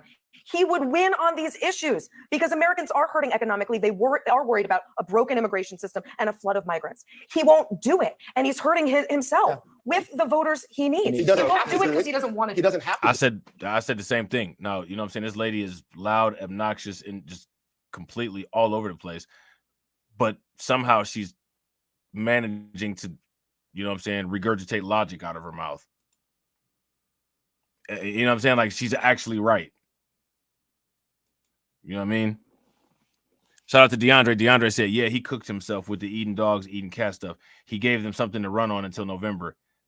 They didn't even bring Miss Misty up or the cat. Yeah, they didn't bring none of that up. And y'all seen that article from the Hill. The Hill's, like, for the most part, they are laser focused on this. They're not gonna stop with this. This is gonna go all the way up until Election Day.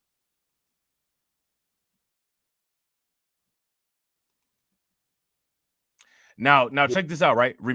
Y'all remember when I said Trump needs to have somebody who he trusts control a well-placed shock collar, so that when he's starting to ramp up and get too out of control, they can issue that shock, and it'll bring him and it'll let him know that he needs to stop, and the shock will stay on until he stops. Y'all remember when I said that? When I said that, a lot of people was like, "Yo, you there you go with that." You know what I'm saying? You wilding, Rob. Now I'm gonna ask y'all: do it sound like I'm wilding now? If he had that at the debate, we wouldn't be here right now.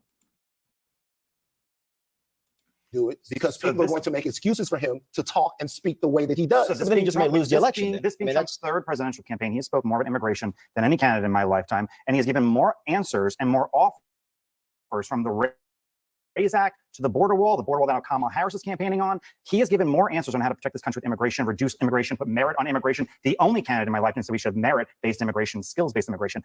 To say that he has not said any issues is not true. No one said that. No one said that. He did. He literally did. No one said he hasn't talked about it. I said he should be talking about it like you are.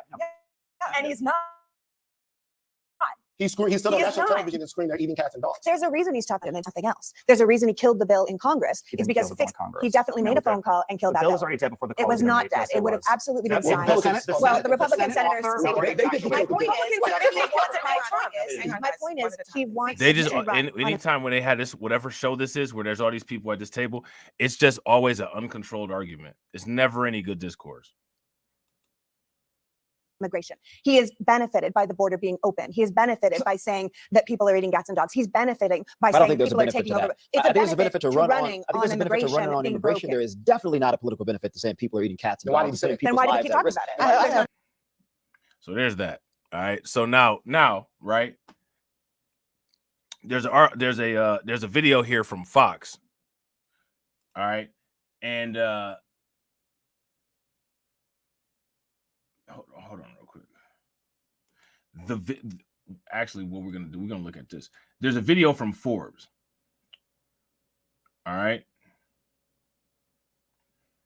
And in this video from Forbes, Trump is telling people in New York, because I guess he went to New York recently, that he is going to be known as, quote unquote, the border president. Okay. He's going to be known as the border president. Now, before we go into that,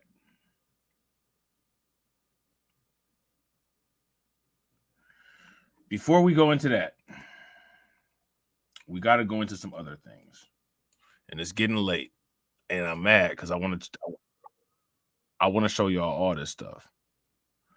Now,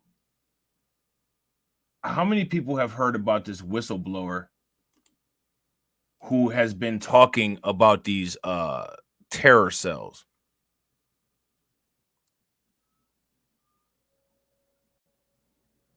If you guys heard about this, whistleblower who's been talking about these terror cells, give me a thumbs up. If you guys have not heard about this whistleblower, then give me a thumbs down.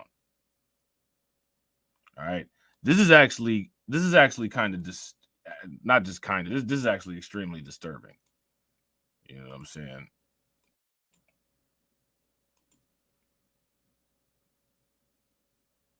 Let me see. Hold on. It's not what I'm looking for.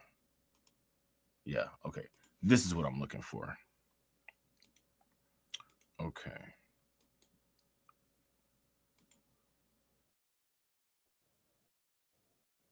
All right, hold on. All right, yeah. All right, let's check this out. And under 5 different administrations, whether through neglect or on purpose, I saw a large-scale lapse in our ability to return people to their country of origin. The current administration, however, from day one, made a point of decreasing the amount of detention space available nationwide. Immigration and Customs Enforcement's funding for detention has steadily been cut and private detention eliminated. The fact that so many illegal aliens are being released into the United States spread worldwide very quickly. As this happened, the numbers the Border Patrol encountered illegally crossing the border increased exponentially. In San Diego, we had an exponential increase in significant interest aliens. These are aliens with significant ties to terrorism. At the time, I was told I could not release any information on this increase in SIAs. Now, I want to make sure you guys heard that. We're only 45 minutes in, but there's already been a lot.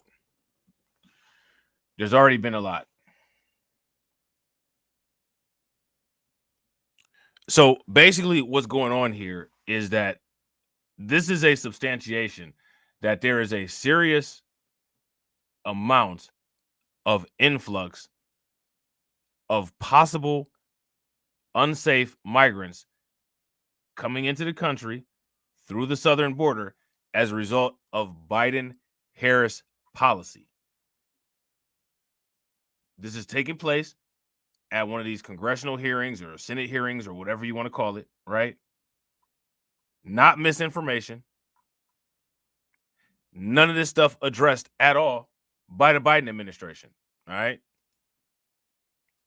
For the first time in my 25 years and under 5 different administrations, whether through neglect or on purpose, I saw a large-scale lapse in our ability to return people to their country of origin. The current administration, however, from day one, made a point of decreasing the amount of detention space available nationwide. Immigration and Customs Enforcement's funding for detention has steadily been cut and private detention eliminated. The fact that so many illegal aliens are being released into the United States spread worldwide very quickly. As this happened, the numbers the Border Patrol encountered illegally crossing the border increased exponentially. In San Diego, we had an exponential increase in significant interest aliens. These are aliens with significant ties to terrorism.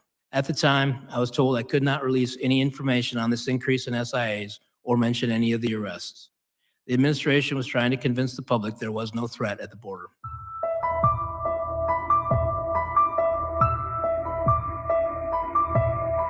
Let me see. Hold on. See if they. Let me see. Hold on. The current. Let me see. Skip there. All right, cool. Mr. Chairman, distinguished members, thank you for this opportunity. The only true consequence we have to slow down and discourage people from coming into the United States illegally is sending them back to their country of origin. Throughout the first 3+ years of this administration, I saw a steady decrease in the countries we could send people back to. For the first time in my 25 years, and under 5 different administrations, whether through neglect or on purpose, I saw a large-scale lapse in our ability to return people to their country of origin. The inability to send people home meant that most people being arrested for illegal entry would either have to be detained or released. The current administration, however, from day one, made a point of decreasing the amount of detention space available nationwide. Immigration and Customs Enforcement's funding for detention has steadily been cut and private detention eliminated. The fact that so many illegal aliens are being released into the United States spread worldwide very quickly. As this happened, the numbers the Border Patrol encountered illegally crossing the border increased exponentially. The impact to me and my agents were significant. Sectors were ordered to take in and process all the illegal aliens encountered on the border. The Border Patrol saw groups of hundreds and thousands coming into the United States and turning themselves in. These numbers pulled 80, 90, sometimes 100% of the agents on duty away from the border. Border Patrol zones across Texas, Arizona, and California had no agent presence for weeks and months at a time. Those who did not want to be caught could simply walk in over this time. Throughout 2022 and 23, sent Texas and Arizona count gotaways. Those sectors could not even put enough agents in the field to see what they'd missed. Simultaneously, in San Diego, we had an exponential.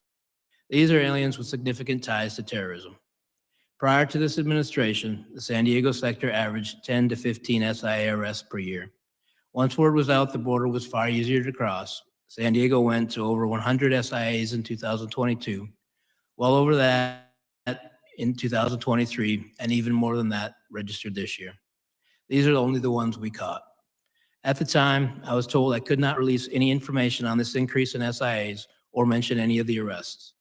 The administration was trying to convince the public there was no threat at the border. Fentanyl is another issue. The San Diego area sees between 80 and 90% of the methamphetamine and fentanyl seizures annually for our entire country.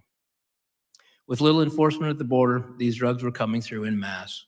During my last year in San Diego, the price for a single pill of fentanyl, for example, went from $10 to 25 cents. To make matters worse, during 2022 and 23, I had to shut down San Diego traffic checkpoints, which are critical for drug interdiction, because the resources had been diverted to the process and release mission. The large numbers also had and still have a negative impact on the San Diego community. I had to release illegal aliens by the hundreds each day into communities who could not support them. To quiet the problem, 2 flights a week were provided from San Diego to Texas. These flights simply brought aliens that would have been released in San Diego over to Texas. Each flight cost approximately $150,000. This was the administration's way to try and quiet the border-wide crisis. Once these flights were stopped and the releases continued, California saw the true economic impact. I received calls from the governor's office, local mayors, and hospital administrators asking me if we could keep injured aliens in custody so the federal government would pay the medical bills. Through pressure from the administration, my headquarters became more interested in the fiction that being portrayed in the media, and not at all concerned. At times in San Diego, we had 2,000 or more aliens sitting in between the fences asking to turn themselves in. I was told to move them out of sight of the media. Meanwhile, Border Patrol agents are continually forgotten and neglected by the media and this administration. These agents deal with death, women and children that have been raped, abused, trafficked, bought and sold, families that have spent months in terrible conditions, sickness, and despair. If you look at the dramatic rise in the number of suicides within the Border Patrol, it is directly correlated with the migrant surge.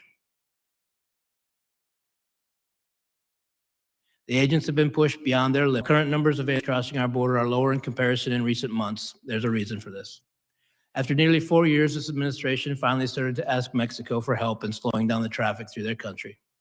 This and other actions make a difference, but why has it taken so long?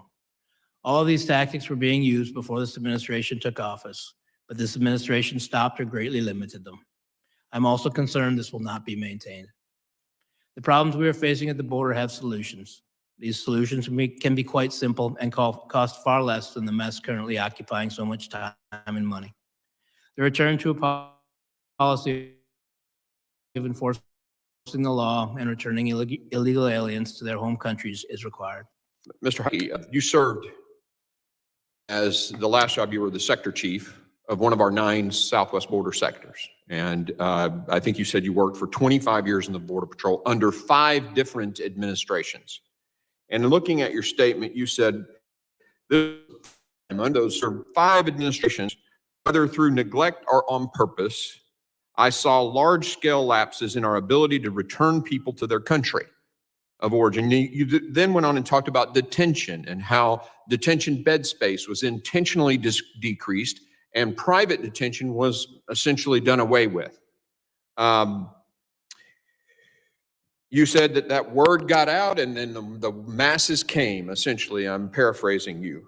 But I want to go back to your comment about whether it was neglectful or purposeful, because if you intentionally stop returning people, that's not the thing you neglect, and you intentionally decrease detention, those things that actually decrease the incentive for people to come here.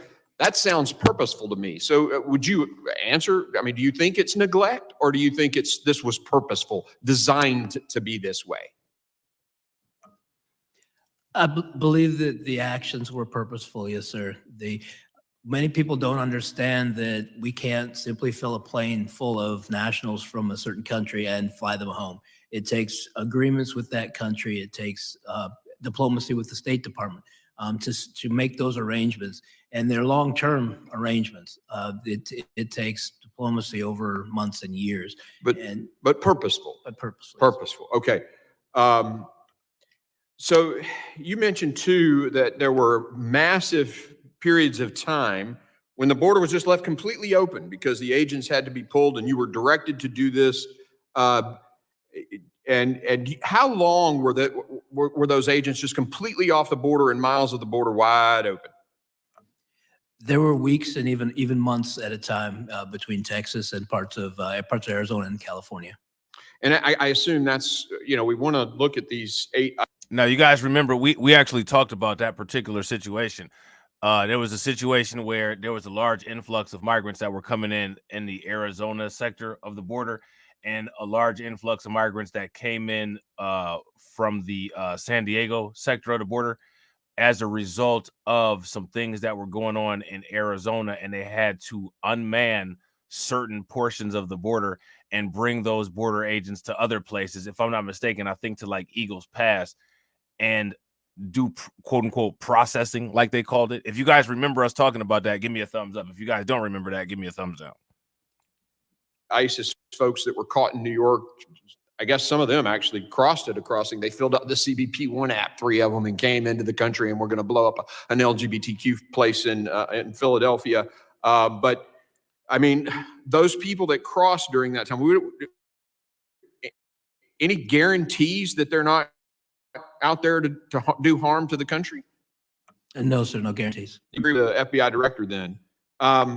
You mentioned it twice in your testimony too. I find it fascinating that because it was overwhelming San Diego, the administration actually created $50,000 plane flights to Texas of all these people as a way to keep it quiet. And then you mentioned too, there was one point where you had like 2,000 aliens and the administration directed you to like move them out of sight of the media. Can you kind of clarify that a little bit? Yes, sir.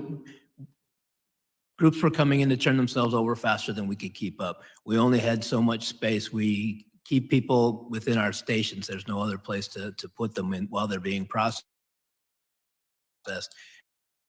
And it looked bad, and they wanted them moved. I had no place to put them, and so they simply told me. Why would they want to hide that? Why wouldn't they want the world to know what's going on? Why would they want to hide that?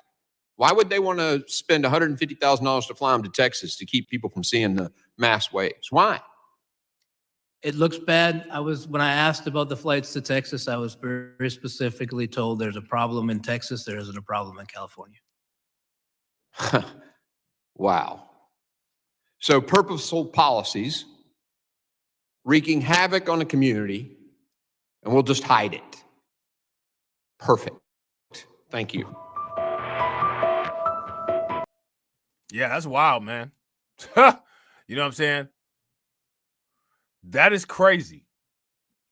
And what's interesting about that is, that's news, right? And, the other news agencies have just become a daytime talk show. They're just a daytime talk show. They're not talking about this kind of stuff. In San Diego, we had an exponential increase in significant interest aliens. These are aliens with significant ties to terrorism. At the time, I was told I could not release any information on this increase in SIAs or mention any of the arrests. The administration was trying to convince the public there was no threat at the border. Wow. That was retired Border Patrol Chief Aaron Heitke accusing the administration of hiding information about the alarming spike in border crossings with migrants suspected of ties to terrorism. Senior Research Fellow for National Security at the Heritage Foundation, Brent Sadler, is here to react to this. Brent, simple question. Is there a cover-up now by this administration, specifically by the Department of Homeland Security, on how many really bad terrorist actors have sneaked in without any kind of vetting into our country? Well, this is information that I think American citizens. I just got to point this out. He said sneaked in. It's snuck. Citizens are, they should have access to this information. It should not be suppressed. It's important for us to make decisions. But do you think it has been suppressed? Absolutely. I think very about this kind of tendency, predilection of the current administration to do this. And it's not limited to what we're seeing from DHS. So how big a threat to national security is it? Should we, I hate to say it, but should we expect something bad to happen? Some terrorist activity set off by one of these migrants that sneak across the border without any proper... Facts. Shout out to AW1. AW1 said, yo, Rob, he sounds woke. Yo, he sound mad woke.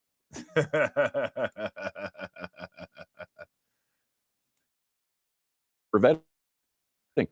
I think it's a matter of when, not if, because there's unvetted, unknown, and there certainly aren't the type of controls and not the capacity to go after these folks if we do have a tip. And just look at what the Secret Service is having problems doing in protecting the candidate President Trump. So there's a lot of questions. Which is also, by the way, under the purview of the Department of Homeland Security. That's where Secret Service lives now, and they're in charge of the border and Secret Service, and on both fronts they seem to have failed, or at least are. Yeah, facts. They will go into repeat overdrive mode, talking about the quote unquote bipartisan bill that quote unquote Trump didn't want to pass, and not mention anything about the past 3 years that Biden and Harris were actually sitting in the White House and could have done something about that. You know what I'm saying? Like it's wild, man. It's crazy. We're living in some very, very interesting times. I told people, man, the significant changes that the world is going to go through, we're gonna be here to see them. You know what I'm saying? We're definitely gonna be here to see them. Real quick, shout out to everybody, man. I appreciate y'all. If y'all could throw them 100s in the chat, we on the 1-to-1. We got 24 people watching and 25 likes. Let's try to get the likes to 50. Slipping noticeably. Absolutely. They've lost sight of who their responsibilities are to. It's to the American taxpayer and citizens. And this, what we're seeing now, covering up and trying to move away attention from inconvenient truths, it's the last thing. They need to be held accountable, and they need to do their jobs and be responsible to the taxpayers. We have another national security crisis that came from the border, and that's the increase in crime. These international organizations like Tren de Aragua from Venezuela, which is now spreading out in towns all over America, from the West Coast, middle of America to the East Coast, big cities, smaller towns and cities. Shout out. What Jab, what's good with it, bro? Well, the first thing, arrest the individuals, to have them prosecuted rather than let out on with no cash bail. But that's a local answer to the question. I'm wondering, I mean, we remember FBI was really started by J. Edgar Hoover as a response to the Cosa Nostra, to another international crime organization that had invaded America back in the 1930s. Do we need something like that on the federal level? Well, I would actually probably take it to the next level and say that we have to do a far better job along our border, and that might require bringing in National Guard and the military to make sure that the border is secured, because nothing else can happen. Nothing else is possible unless you've got that border. Yeah, no, I've heard this being thrown around. The military on the border. I don't think that's a bad idea. Me personally, I'm trying to figure out why that's not something that had been done already. Let me ask you guys how you feel about that. How many people would be in support of a militarized border? If you guys would be in support of a militarized border, give me a thumbs up. If that's not something that you support, if you think that that's a bad idea, then give me a thumbs down and let me know why. Border secured. Even immigration reform is not possible without that. I'm getting a wrap, so it's got to be quick. But Israel, the Middle East situation, it's our number one ally. They attacked their number one enemy, Hezbollah/Iran, with these pager bombs. Apparently, we don't have absolute confirmation. The administration is at least being silent, if not complaining quietly about that. Should they be, or should we be glad that it happened? Well, the current administration, in my estimation, has no grounds in which to be dissatisfied or upset with Israel's actions. Israel is acting on Israel's national interest and survival. They have to do that without much support. Acting on national interest and survival. So I want you guys to understand what this guy just said. Whatever you do, right, as long as your actions are for, quote unquote, national interest, whatever that might be, and survival, it's permissible. I think people should take that all the way to the top. From this current White House. So really, the fact of the matter is what we're going to see in the next few days is whether or not Israel has been preparing the ground for a larger incursion into southern Lebanon, that our diplomats on our side in D.C. have not been able to apply adequate pressure on the Hamas, Hezbollah, and Iran axis to get to something, a better, more humane solution. So it's going to be a test of arms, unfortunately, and we're probably going to find out in the next couple of days. In the context of the UN General Assembly in this town next week, I think also adds added emphasis and context to this very historic. All right, so there's that. All right, so I thought that was interesting with that whistleblower from the Border Patrol. So now we're about to take a quick listen. All right, we're about to take a quick listen to what Trump said when he was in New York. And according to Trump, all right, this time he wasn't screaming like a madman about cats and dogs. He says, "I'm going to be known as your border president." All right. Shout out to Jab Bad. Jab Bad says, "I thought the border was already militarized, or at least a priority, since I've been alive until now." I don't know. I don't think so. You know what I'm saying? Shout out to DeAndre. DeAndre says, "If any of what bruh said is true, why not pay our soldiers some of that money to protect our border that we pay Ukraine to protect theirs?" Yeah, facts. Listen, let me ask you guys this.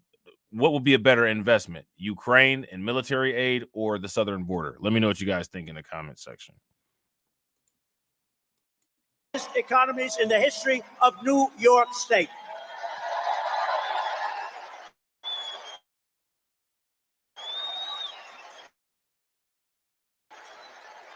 And a key part of restoring safety and saving are stopping the invasion at the border of our country. It's crazy.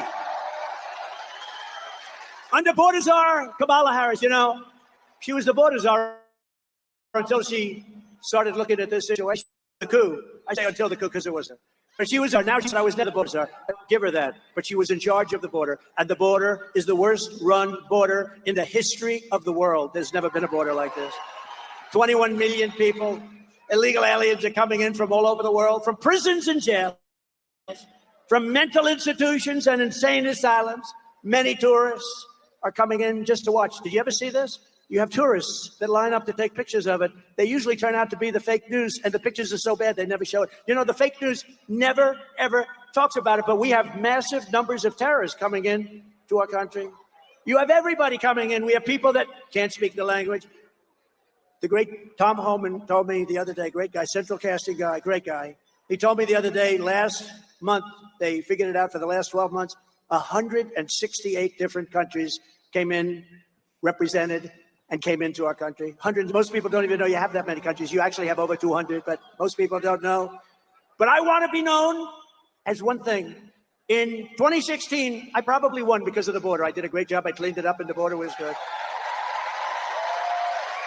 And in 2020, even though I got millions and millions more votes, they said, "Sir, if you get the same number of votes as you did in 2016, 63 million, sir, you cannot lose." I got millions more, and I lost.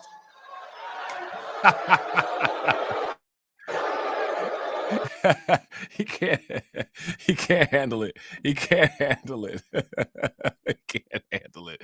Shit is hilarious. But you know what? We're going to have the greatest win in history when we pull this one off. It's going to be legendary. But in 2020, my people would say, sir, it doesn't help you to speak about the border. Nobody cares. I said, I want to speak about the border. I did a great job. Sir, nobody cares. It's true. I talk about the border. Nobody cared. But now they care, because now the border is 25 times worse than it was in 2016. Now the border is not even believable what's happening. And I want to be known as your border president. I'm going to be known as your border president.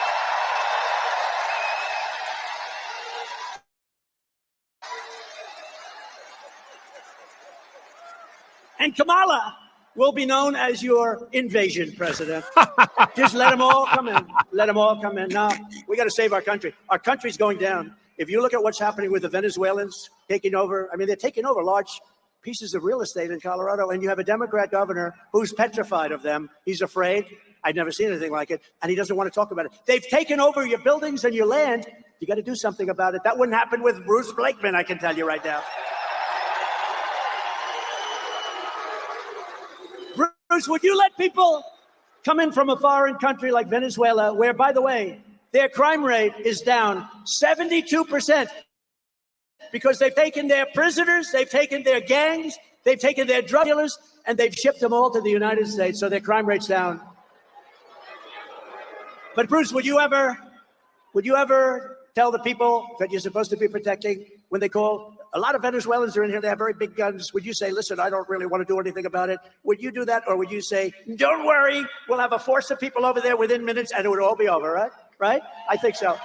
No, he wouldn't play games. He wouldn't play games. But you know, these people, the law enforcement, they're afraid in these places. It's because it's so violent. It's violent, but now to our country, it is truly an invasion, and we're not going to let it happen. We're going to take those violent people and we're going to ship them back to their country. And if they come back in, they're going to pay a hell of a price.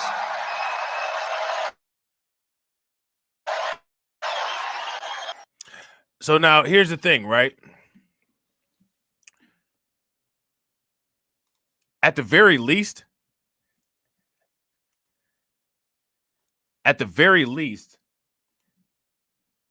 Trump is acknowledging the border and acknowledging that there's an issue on the border. I haven't seen anyone even hold Kamala Harris to staying on target to even address anything at the border. Can anybody name me an interview and who the interviewer was that actually discussed the border with Kamala Harris and had a coherent conversation where an attack plan to deal with the issues, not immigration reform, border security, where border security was discussed with her? Under 50 days. Is there a closing plan to close it down to previous border? We're going to do that immediately, and we're going to drill, baby, drill, bring down inflation. We're going to bring it, because you have to cut prices, not just bring them to a level. You have to cut prices. But we're going to end up with the strongest economy anywhere in the world, and we're going to do it very quickly. We have more liquid gold under our feet than anybody. We're going to use it, and we're going to pay down debt. We're going to reduce taxes still further, and we're going to have a country back again. But most importantly and immediately, we're going to close our border, because we have millions and millions of people pouring in from jails and prisons and mental institutions and terrorists, and we're not going to stand for it anymore. 18,000 people out there, about another 8 outside, also counting Long Island, and you probably made a lot of them happy by saying, hey, I know I had tax reform, I got rid of the SALT, but now you want to add that. Allow them to take their state and local taxes off their tax return. We're really looking to do that, and we want to do it for New York. We also want to win New York. We think we can because of what's happened with the migrant crisis. Everybody's coming into New York, people that, frankly, that just got out of prisons from the Congo and from the Middle East and from lots of other places. And the people of New York, look, I left here. This was a great place. Now it's a place that's overrun by people that shouldn't be in our country, by very dangerous people, street gangs. You see what's happening in other states. It's not only in New York, but you look at what's going on with the Venezuelan taking over the real estate in Colorado with guns like even our military doesn't have, guns and rifles. So no, we got to turn it around. We're going to turn it around fast. We have to deport all of these criminals that have been brought in, and we will. The Teamsters Union is refusing to endorse either one of the candidates tonight. Normally, that's a given for the Democratic nominee. Now, we got to talk about the Teamsters, right? I haven't had a chance to talk about the Teamsters. I'll probably talk about the Teamsters on another channel. You know what I'm saying? Probably talk about the Teamsters on the Magatron channel. If one of the mods can put the link to Magatron in the chat, so people that might be interested in that can go and listen to it, I'd appreciate it. Now, the reason why we got to talk about the Teamsters is because, as you guys can see, the Teamsters did not endorse a presidential candidate, and usually the endorsement is a given for the Democrats. Like the Teamsters always endorse a Democrat. Now, let me ask you guys this question. Has anyone seen anybody jumping out the window to try to quote unquote get the Teamsters together and get them to, I guess, I don't know what you would say, like what, fall in line or do what they're told or whatever, right? Has anybody seen that as it pertains to the Teamsters? Shout out to DeAndre for putting a link in the chat. I appreciate you, bro. If anybody's seen that, give me a thumbs up. If you guys haven't seen that, then give me a thumbs down. And my question for you guys is, why is it that we haven't seen the same approaches being taken as far as quote unquote getting these people together per se, right? Like the Teamsters or like the undecided vote. You only see this whole quote unquote, we need to get you together type aggression in one direction. Shout out to DeAndre. Now that's it. DeAndre said that that Roland Martin was calling them cowards. Yo, if you see that video, bro, make sure you throw it in the Discord and tag me in it. All right, so we can definitely talk about that video. Now, let me ask you this question: how much weight do you guys think that Roland Martin's voice holds with the Teamsters? You know what I'm saying? How much weight? Shout out to my man Win Lose a Rug, man. What's good with it, bro? My man Win Lose a Rug said, been cloud watching all week. Wanted to make sure I showed my appreciation. Yo, bro, I appreciate you, man. We appreciate you. Shout out to Win Lose a Rug, man. Make sure y'all show Win Lose a Rug some love, throw some flames, some radiation emoji, and some ducks in the chat for my man Win Lose a Rug with the $10 super chat funding the organization. How do you think that we fund this organization, huh? We're not exactly the March of Dimes. And y'all know he hooked us up with the Mellow Yellow. So you know what that means. In Springfield, they're eating the dogs. They're eating the cats. Eat the cat. Eat the cat. They're eating the dogs. They're eating the cats. Eat the cat. Eat the cat. They're eating the cats. They're eating the dogs. Eat the cat. Eat the cat. Eat the cat. Eat the cat. Seeing red, so don't push me. Ain't Donald Trump trying to grab him by the... Said it was some Haitians somewhere out in Springfield. Women doing cartwheels. Have you seen Garfield? Eat the cat. Have you seen Snowball? This about to snowball. I'm about to go off. I can't let this go on. Miss me like an airball. Tell me when my cat is coughing up like a hairball. Eat the cat. I gotta tell them if they even put the fingernail on Santa's little helper to turn them to hamburger helper. Somebody better help them, cause I'm going to jail for showing them fellas helter skelter. Eating the dog. Usually I'm content, but if you touch my dog, then I'm turning into John Wick. I'm lit. Bird better drop it. If you touch my pet, then I'm pulling up like CrossFit. They're eating the dogs. They're eating the cats. Eat the cat. Eat the cat. They're eating the cats. They're eating the dogs. Eat the cat. Eat the cat. Eat the cat. Eat the cat. It's a shame, it's a pity. Thought overseas where they said Hello Kitty, but it ain't there, it's right here in your city. When I turn my back, now the cat goes missing and where my peoples is at. Does anybody know where he took with that? Cause I heard they putting claws on felines, I'm mad. And my cat disappeared just like Felix the cat. And the cat got paid back. Thought she was a goner, but the cat came back. If you ain't a pussy cat, say drop that cat. Drop that cat. Drop that cat. The cat got paid back. Thought she was a goner, but the cat came back. If you ain't a pussy cat, say drop that cat. Drop that cat. Drop that cat. They're eating the dogs. They're eating the cats. Eat the cat. Eat the cat. They're eating the cats. They're eating the dogs. Eat the cat. Drop that cat.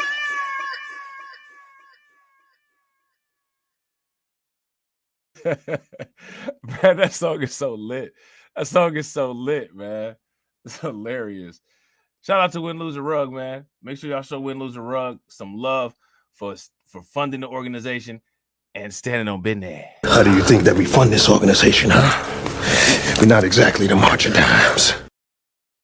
I'm standing on business. I'm standing on business. I'm standing on business. Standing on business. Definitely appreciate it, bro. Yo, so I don't know if you guys know, but for undocumented, right? We got undocumented emoji, separate from BLR emoji, our own line of emoji that are specific to the undocumented channel. You know what I'm saying? I think and I hope that you guys will like them. So you guys know, as the channel gets bigger, as we get more people, you know what I'm saying, there'll be more emoji, but there will not be any repeat emoji like how there are on BLR 1 and 2. These are going to have their own specific set over here. You know what I'm saying? So hopefully you guys like them. You know what I'm saying? Teamsters Union, for the first time since 1996, just declined to support a Democrat for the White House. Shout out to Jab Bad. Make sure y'all show Jab Bad some love for growing the organization, funding the organization, and standing on business. How do you think that we fund this organization, huh? We're not exactly the marching dimes. I'm standing on business. I'm standing on business. I'm standing on business. Definitely appreciate it. Definitely appreciate it. Shout out to you, Jab Bad. I definitely appreciate you. Shout out to DeAndre. DeAndre said, don't look like he clipped it, but he and others are shaming them for not going against the members' vote and endorsing her anyway. That's just we gonna find that. We're gonna find that. We're gonna look at that. I got an article that talks about it. We're gonna go over the article, but I'm curious as to what he said about it. To me, that's a bad indicator, because the problem with that is that lines up with all of the negative indicators of low approval ratings and everything else. You know what I'm saying? So like now we have all of these, you know, basically we've got all of these things falling in line that kind of spell doom, and it's like it's not being paid attention to, because there's a gaslighting campaign that the media is doing to make it seem like she's better than what she is, and to make it look like she's she's doing better performance in the election than she actually is. And it's just very problematic, man. Like the media who is out there accusing everybody else of mis and disinformation are actually the actual misinformation agents. You know what I'm saying? If you guys would agree, give me a thumbs up. If y'all would disagree, give me a thumbs down. You know, the Democrats have always taken for granted that they're going to get our vote no matter what. And the Republicans are fancying themselves as the working people's party. First time since 1988, the Teamsters have not endorsed a Democratic candidate. They didn't endorse anyone, but they released a poll. The poll shows membership voted going to vote points. Yeah, they're going to be. What does that mean? We're up to almost 60% of the vote. Well, it's a great honor. The Teamsters have been with me for a long time. We did a lot of buildings in New York. I did concrete buildings. They were the truck drivers for the concrete. So you had no problems with the unions ever? I got along with the unions, and I got along with non-unions too. I got along with everybody. I was very good at building things. And, you know, you go to different parts of the country. You go down south and you don't have unions. And in New York, you have very strong unions. But I always got along with them. I got along with the Teamsters. Look, this is the first time in many decades that they haven't endorsed a Democrat. But they went out and they actually took a poll of the members, and I was at 60%. That's pretty good. That's pretty good. First of all, I have no sales tax. That's an incorrect statement. She knows that. Number one, I have nothing to do, as you know, and as she knows better than anyone, I have nothing to do with Project 2025. And just to finish off, she doesn't have a plan. She copied Biden's plan. It's like 4 sentences, like run, spot, run. 4 sentences that are just, oh, we'll try and lower taxes. She has no policy. Everything that she believed 3 years ago and 4 years ago is out the window. She's going to my philosophy now. In fact, I was going to send her a MAGA hat. Well, there she goes again. It's a lie. I'm not signing a ban, and there's no reason to sign a ban. Excuse me, I have to respond. Another lie. It's another lie. I have been a leader on IVF, which is fertilization. Will she allow abortion in the 8th month, 9th month, 7th month? Come on. Okay, would you do that? Why don't you ask her that question?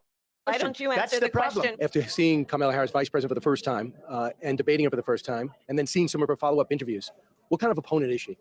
Well, I thought that she had a debate which was interesting because she wasn't answering any questions. And I thought it was a great debate for me. I thought it was one of my best debates that I've ever had. And some people disagreed, but I felt it was the strongest debate I ever had.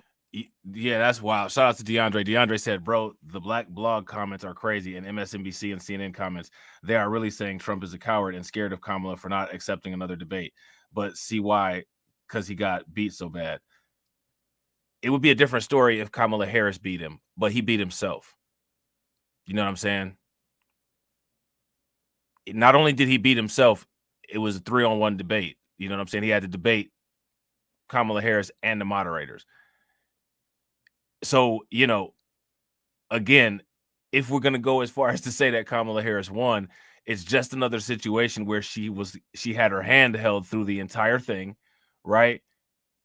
She had her hand held through the entire thing, and Trump fell flat on his face when he started bellowing misinformation like a madman, like a doggone dog with rabies. You know what I'm saying? And on top of it, she had 2 bodyguards. You know what I'm saying? She had the moderators. If it was a fair fight, you know what I'm saying, she wouldn't. It would have had a very different result. And for people to sit there and say, like, you know, this was a normal debate, and, you know, Kamala Harris just beat him based off of skill, I don't think that that's I don't think that that's actually a good description of what happened. And my thing is, I think that if JD Vance is up to debate her, or if JD Vance is up to debate Tim Walz, they should let JD Vance step in for Trump. You know what I'm saying? Yeah, Trump beat. I would say 2 things. For one, it was an uneven fight. It was an uneven debate because there was 3 people that he had to debate against. That matters, right? And then he beat himself with the eating the cat stuff. Like, he really did a lot of damage with that to himself. He really did a lot of damage to himself. Like, that was huge. You know what I'm saying? Like, I can't believe he did that. You know what I'm saying? But, you know, it is what it is. It's just like, yeah. That might be the biggest. Like, if there's anything that could, you know what I'm saying, like, make him, you know, that could cause significant issues, I think that's probably the biggest thing that has happened. And the thing that's crazy about it is that it's something that it's an obstacle that he put in his own way. Like, it wasn't even there, and then you made it there. You know what I'm saying? Like, it's like some Cleveland Browns type stuff. Like, well, what are you doing? You know what I'm saying? I thought I was treated very unfairly by ABC. It was 3-on-1, but that was okay too. I thought we did really well. We exposed it. She told a lot of things that weren't true, and I told things that were true. Like, as an example, when I said we have massive crime, I was interrupted by David Muir saying that crime has actually gone down. Well, no, the Justice Department, I don't know why they did this, but somebody maybe likes me over there. They just released, as you saw, numbers saying that crime is up 44%, and beyond that in some categories. So I was right. And AB hasn't replaced yet. No, I thought the debate was very good. My poll numbers are great. We just had a Rasmussen poll that I'm up 6, and I think we're doing very well. Don't forget, it's a very unfair process. They did a coup of Biden. The Biden thing was over. We had the debate. It was a good debate, and he was down either 19 or 21 points, depending on which poll you look. And I figured that was going to be a win, and they told him that was going to be a win, and we want you out. And they actually did a coup, and they put her in. And I actually believe when the people find out what she stands for, all of the things that she stands for, I think that we will do as well or better than we would have done against Biden. There is no state in this country where it is legal to kill a baby after it's born. Madam Vice President, I want to get your response to President Trump. You bring up Springfield, Ohio, and ABC News did reach out to the city manager there. He told us there have been no credible reports of specific claims of pets being harmed, injured, or abused by individuals within the immigrant community. Well, I've seen people on television. Let me just say here, this is the people on television saying my dog was taken and used for food. And then you did that. Like that he sank himself with that. Like the whole thing, he just sank himself with this. This was the worst segment for him right here. Like, this was, if there was a decision fight, and, like, you know what I'm saying, there was a round that determined which round that you won or which round that you lost in. This was the round that made it where he lost, right? This right here. But again, you know, I wouldn't look at, if I was him, I wouldn't look at it as, you know, a setback because of the circumstances. You know what I'm saying? So, you know, you have to understand the reality of you know what I'm saying, what happened, but understand the circumstances of why what happened, and then just, you know, keep it pushing. And I think that's kind of what's going on right now. So, you know, it's just all of the huge barricades and the huge obstacles that this has created. You know what I'm saying? They got to just go through all of this nonsense and all these extra interview questions that come as a result of this, taken away from where, you know what I'm saying, you'll be able to put a spotlight on whatever type of potential policies and stuff like that it is that you want to do. You know what I'm saying? Shout out to James Sumler. Yeah, it didn't hurt him in the polls. You know what I'm saying? You say Kamala's 5 head. Yeah, that's facts. What's even more interesting about that is, like, you know, the media never really asks Kamala anything about, like, everybody's just accepting Kamala Harris being the presidential candidate. You know what I'm saying? As if it's normal. And nobody's really saying, like, that there was a conspiracy theory. You know what I'm saying? There's been a long-standing conspiracy theory that Kamala Harris was going to replace Joe Biden, you know what I'm saying, as either the president or a presidential campaign. That was a conspiracy theory for a long time. And just like many conspiracy theories, you know what I'm saying, here we are, and it's no longer a theory, it's reality. And there's never a review on conspiracy theories that become reality. Now, my question for you guys is, why is there a lack of review on conspiracy theories that become reality? Why is that? You know what I'm saying? Maybe he said that, and maybe that's a good thing to say for a city manager. Mark Penn, a Democratic pollster, is calling for an investigation of ABC and the moderators. He wants the communications pulled to see if they were talking to each other because of the fact check on you and none on them, and the questions and topics. Do you join in those questions? Sure, I do. I think they should be investigated, and, you know, they have to get a license from the federal government. They asked me 9 or 11 different times about things that I was right on. In virtually every case, I was absolutely right, like the crime, like Charlottesville, like a lot of other things. They asked me about things that I was right on, and they didn't ask her anything about things that she was wrong on. And they knew that she, bloodbath as an example, she knew, they all knew that she was wrong. Yeah, she blatantly used bloodbath as an example, and there was no fact check on that. That's something that happened. Like, they can't say that that's propaganda. Like, that literally happened, and there's no addressing of it. She literally used the bloodbath thing in real time. Everybody saw it, and just nothing. It's just okay. It's crazy. The double standards is wild. You know what I'm saying? Real quick, shout out to everybody that's watching. I really appreciate each and every one of you all who is in here for being here. If you guys haven't smashed the like button yet, please do me a favor. Take a moment, smash that like button. Also, if you guys have not hit the bell and subscribe to the channel, please take a moment, hit the bell, subscribe to the channel. We're on the 1-to-1. We got 25 people watching. We got 27 likes. That's what's good. Make sure y'all throw some 100s in the chat. Let's go. Wrong on these things. We're talking finances. And so what is so sad is that they're allowed to do that. They interrupted me, but they didn't interrupt her, and she was the one that was wrong. The Federal Reserve cutting interest rates by 0.5 percentage point on Wednesday.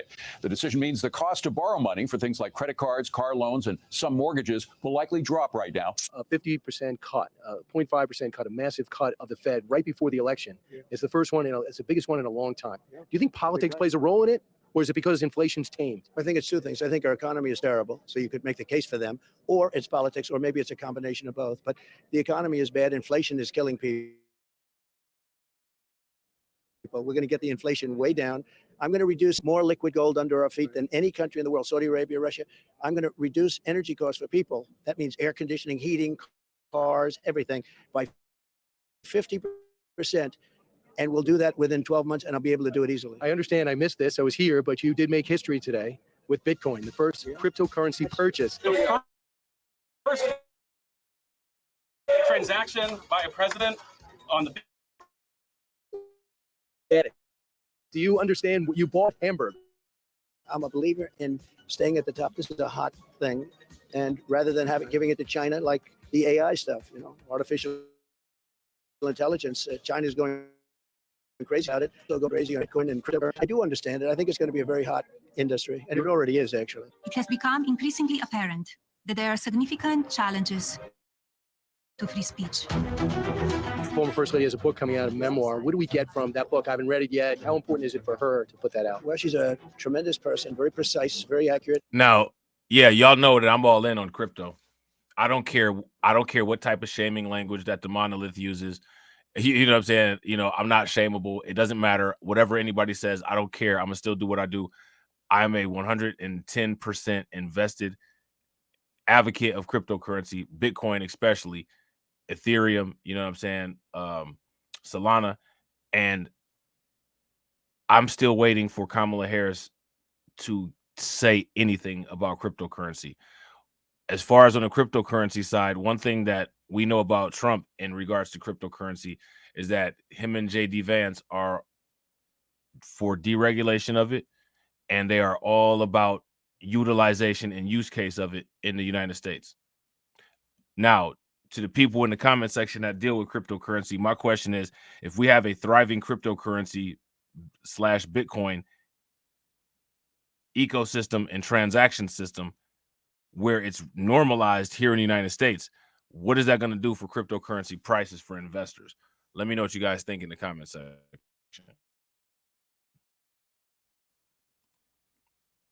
And I do believe she loves her husband. That's probably the biggest surprise to a lot of people, come to think of it, but she loves her husband.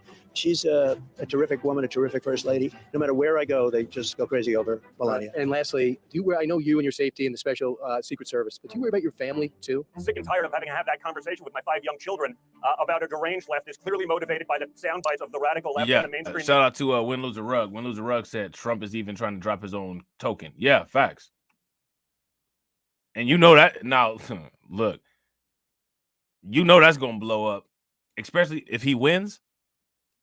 It's going to blow up stupid. Media shooting at their grandfather. I do. I don't talk about it, but I do. I have to worry about family. I have to worry about everybody. I worry about you. I worry about everybody because, look, we're under siege, and no country has ever suffered like we have for the last 3.5, almost 4 years.